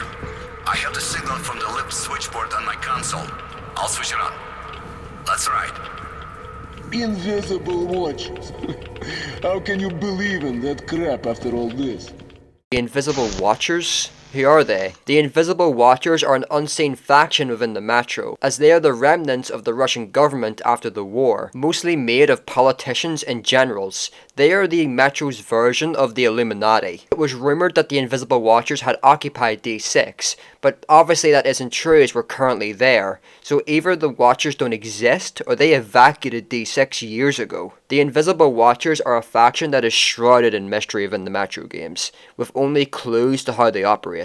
And that's where I'm going to stop talking about them unless I cover Last Light and Exodus. We now have to make our way down, further into this fleshy hell. Colonel, go to the reactor hall. There will be a main reactor in the center, left of the control room. A lift goes down to the ground floor, and you will have to take the stairs up. Activate the switchboard by the means of the large lever. I will tell you what to do next. Oh my god. What the fuck? What do we do now, huh? Vladimir, if only you could see that. Okay, get ready, Artyom. It's going to be hot.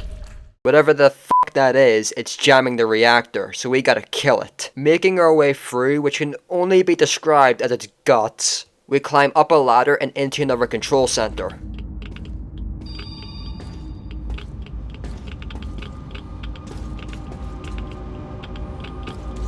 Okay, where is the lever?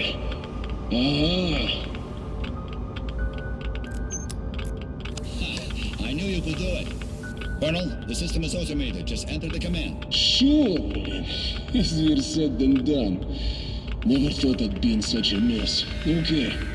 Reactor starter. 1, 2, 3, 4. Looks simple. They built it so even a fool could use it. Just pray to God it works. Colonel, it's all good. She's at 1/4 power. We need a full charge. Keep it going. Черт подери! Oh well, we won't do any better than that. Let's go! Second! Ё-моё, what the hell was that? Now this shit is fighting back. This gets worse every minute. Блин. Так. Manual activation system, hydraulics. Shit. Artyom! You won't believe what you have to do now. Can you see the crane on the ceiling? Get to the cabin. It's a backup activation system with a capture mechanism which will help us lift the rods. Try to get there while I distract our friend. Okay, let's move. Okay, that was f***ing gross. Artyom runs out and climbs up a ladder and into the crane. We need to pull the activation rods into place before this thing destroys the crane. But what the f*** is this thing? That is the biomass. The biomass was likely a bioweapon that was stored in D6 before breaking loose after the war. The mass is a hive mind with the pores, with the orbs being essentially its immune system. Biomass feeds off the power that the reactor generates. That's why the Rangers couldn't turn on the power to D6, as the biomass would eat it. I didn't know queso was in this game.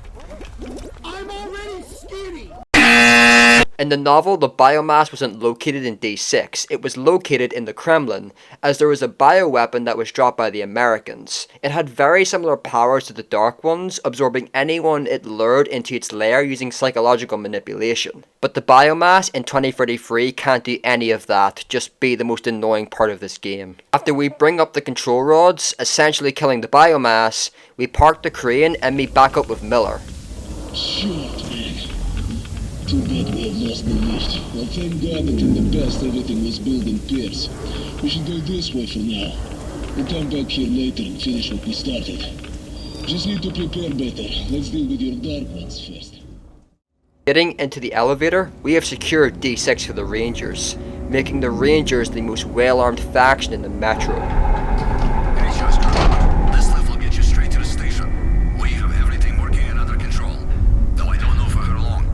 Come back to the study point. Unknown will be waiting there for you with a gift.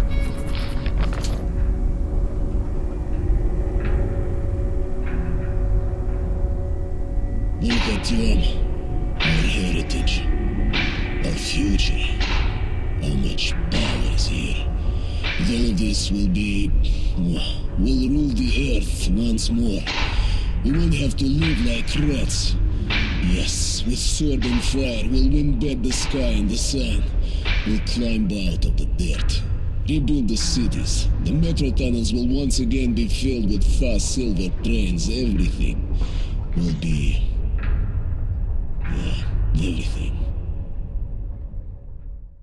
Miller's character to me is inspiring. Even in a hopeless darkness that is the metro, he still finds hope in returning to the surface, that humanity will come together and take back the sky, the earth, and start to rebuild the world as it was, something Artyom will make a note of in the years to come. Leaving the elevator, we meet back up with Ullman, with a strange looking device laying next to him. The hell with your jokes. If you'd seen what lives down there. Okay. Let's keep it together. Artyom and I will go to Ostankino to correct the aim. You stay here and defend Vladimir. I won't guess our chances of making it, but try to reach our people and ask for backup near the tower. I'll be in contact. Orders clear? Good. Artyom, let's go. Picking up the laser aligner, we hop on the train with Miller to the tower, our mission within mere moments of us. Miller and I left the train, then climbed up the tunnel to the Korolev Performance Hall. We were close to Ostankino Tower now. In the frozen streets, we joined the other rangers in the furious battle that began my story.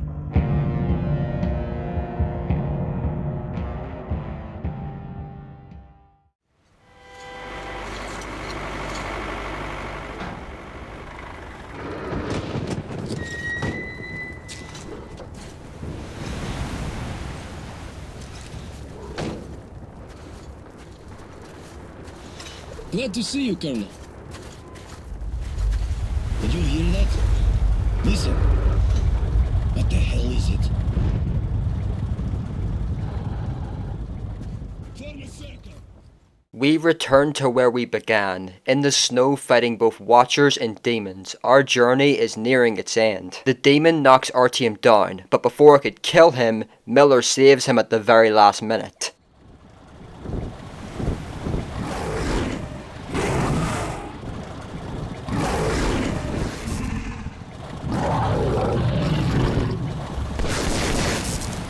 Artyom! Are you okay? The horde is dispersed. That's our only chance to reach the tower.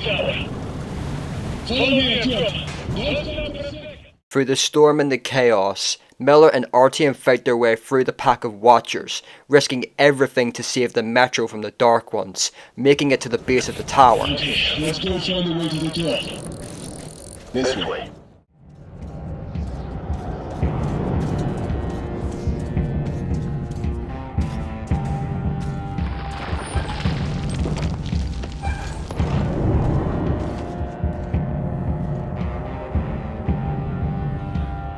Right to the top.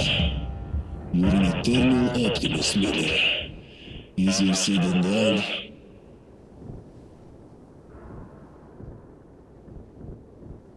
Okay, I have an idea. Climb on top of the elevator. We will try to unlock the counterweight stopper.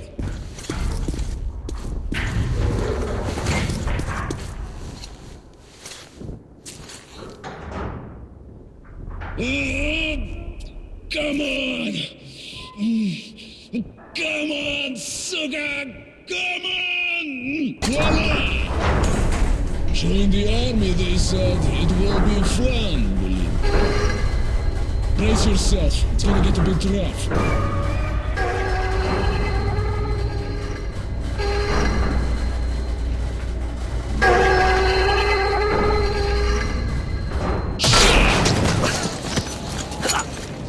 The elevator spits Artyom and Miller near the top of the tower. We are mere minutes away from our objective. We can't fail now. Are you okay, Artyom? Fantastic! Woman, come in. We're in the tower. The tower is covered with high clouds. We're going over. Alright, Artyom, now we need a way to get you up here. We slip through old destroyed servers as demons take swings at us. Climbing the tower, we regroup with Miller. Well done. Come in, Orman. We just landed some demons off. Still going up. Ah! Come in, Miller! Shoot, Artyom! Shoot! Come in!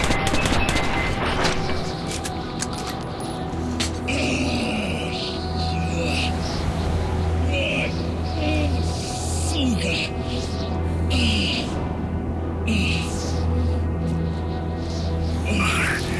Come on, woman. I've been wounded. You keep in touch with Artyom. Over. Roger that, Colonel. Over. The laser won't do us any good here, Artyom. The clouds are way too thick. You've got to climb as high as you can and set the guidance system up. Move, boy, move! Everything depends on you now. We must go alone. Climbing up the rubble, we make our way into the tower. Climbing up a falling apart ladder, we make our way.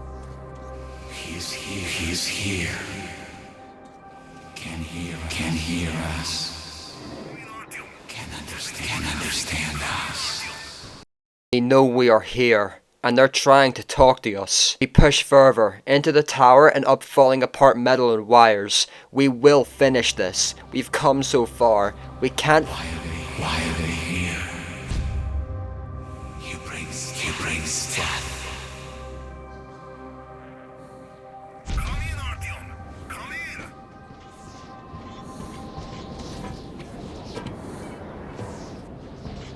We've made it. The top of the tower.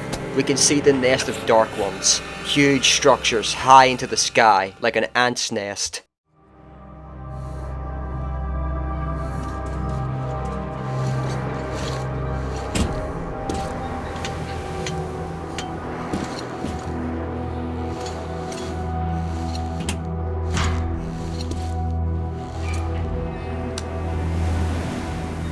Artyom, this signal is just perfect. Hold on for just one more minute and we'll get them. He's coming to destroy us. Why? He cannot be allowed. They always do.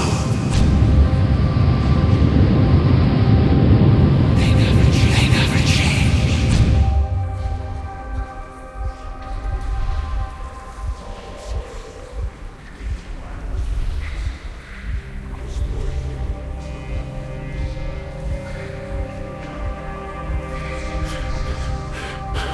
You will be stopped.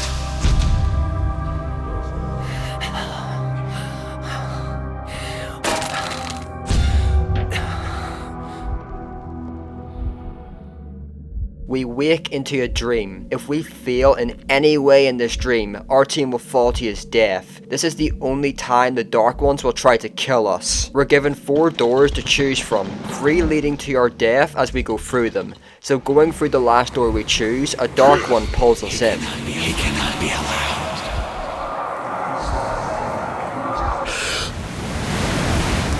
You will be stopped.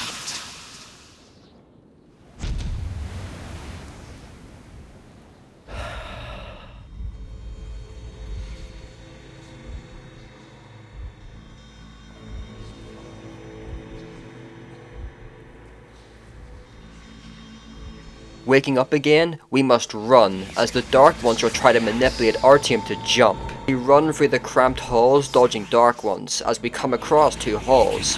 One leading to Hunter crying for help. The other with Hunter just standing there. We go to help the crying Hunter, we die. So we run to the Hunter just standing there.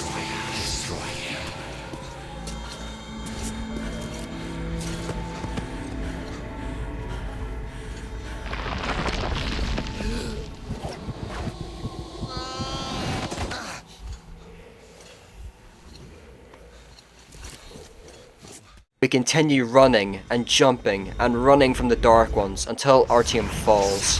It's over.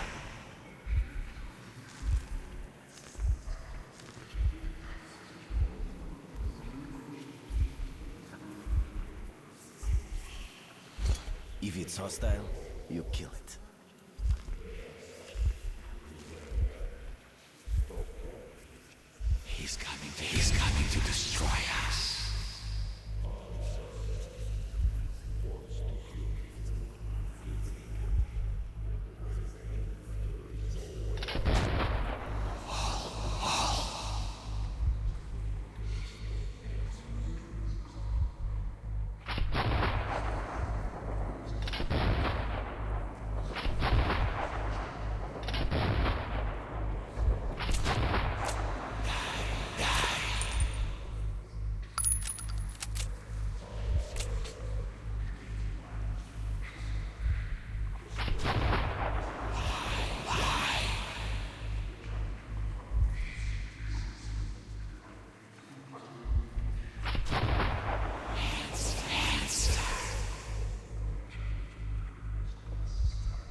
Artyom wakes up.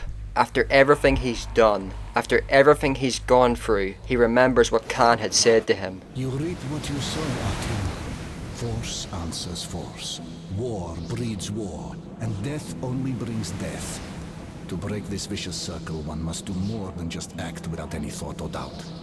We're given a choice, the last choice, and this choice is only available if Artyom had done good within his journey, helped the sick and needy, spared his enemies, and learned more about the people who occupy the metro. If Artyom had done all of these things, he realizes something in that moment. The Dark Ones want peace. They weren't trying to harm Artyom, they were trying to reach out to him, trying to communicate with him, trying to help him. If Artyom realizes this in time, he can shoot the guidance system, sparing the Dark Ones from their fiery demise.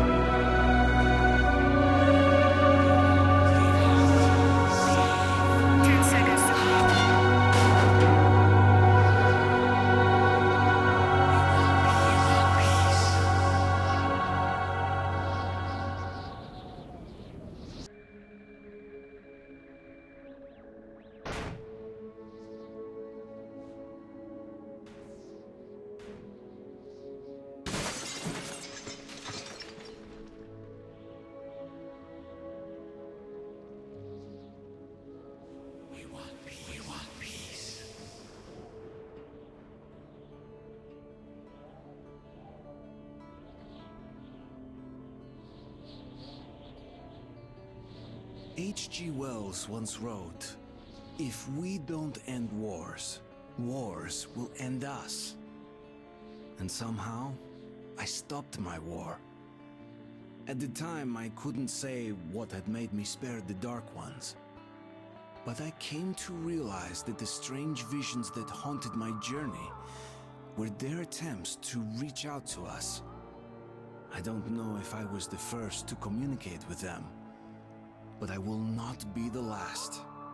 They are among us now. In the future, our future, stretches before us like an endless metro tunnel.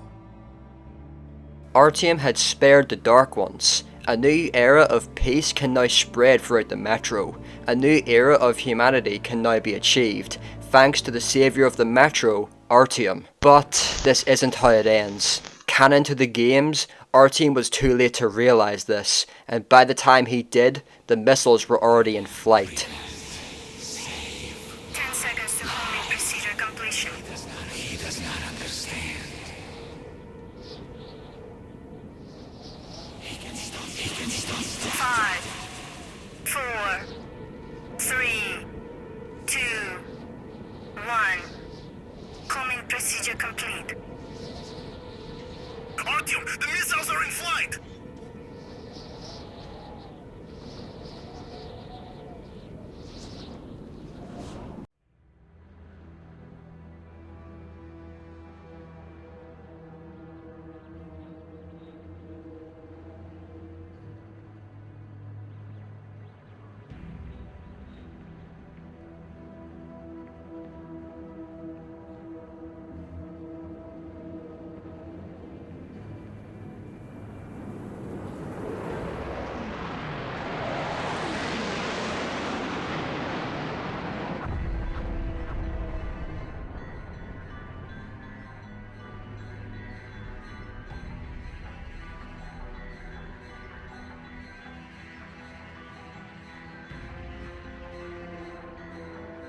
A wise man once said, "He who leads a war for the love of his fellow men will defeat his enemies."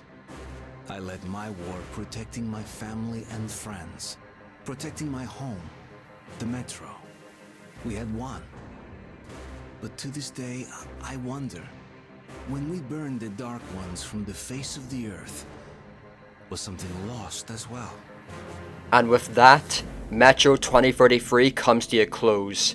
Artyom had made a mistake that will haunt him. The fire of the Dark One's former home burning high into the sky. A whole new species reduced to ashes, like how it was when humanity was forced underground. Artyom had just vaporized a whole species just because he and the rest of humanity didn't understand them. He will be praised as a hero, but only he will know the truth. and he will have to walk with it for now. Metro 2033 story is incredible. Both the game and the novel are amazing in their own separate ways, with the game being more easier to pick up for more casual audiences. I first played Metro when I was younger, so I always have some level of nostalgia for this game when I replay it. I've left some things out in my recap of the story, however.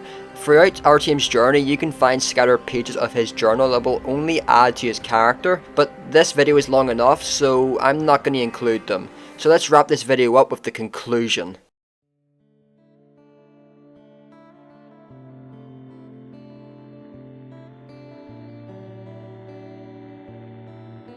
I had played the Redux version of the game, a full remaster of 2033 and Last Light, so I couldn't get the last cutscene at 60 FPS no matter how hard I tried. Metro is one of those games I hold very close to, and I'd fully recommend this game to either people who enjoy survival horror or just horror in general. But even if you don't like horror, play for the story. The setting is a mix of both haunting and interesting.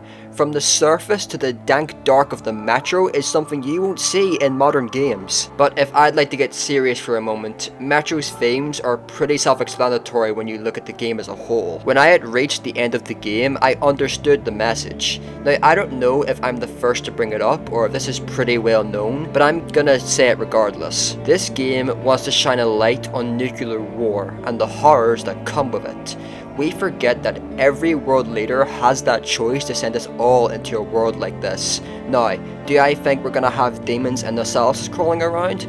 No, of course not. But it's more the environment and the world as a whole. There will be people like Miller, dreamers of a better world to rebuild, and the people like Artyom, no matter how scary it will be, they will push on.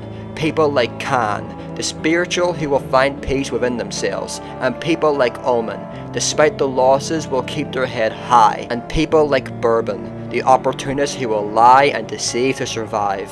But even so, we'll still never want to see a world like this come to life. Now, I will leave you with a quote from the grandfather of nuclear weapons, John Robert Oppenheimer, upon witnessing the first nuclear detonation in history. "I have become death, the destroyer of worlds." Life was never easy in the tunnels, but it was our home. There was comfort in its routines, in seeing the same people day after day. When we emerged into the ruins of Moscow, I felt both fear and sorrow. But after a life underground, I also saw strange beauty in the dark skies and frozen landscape.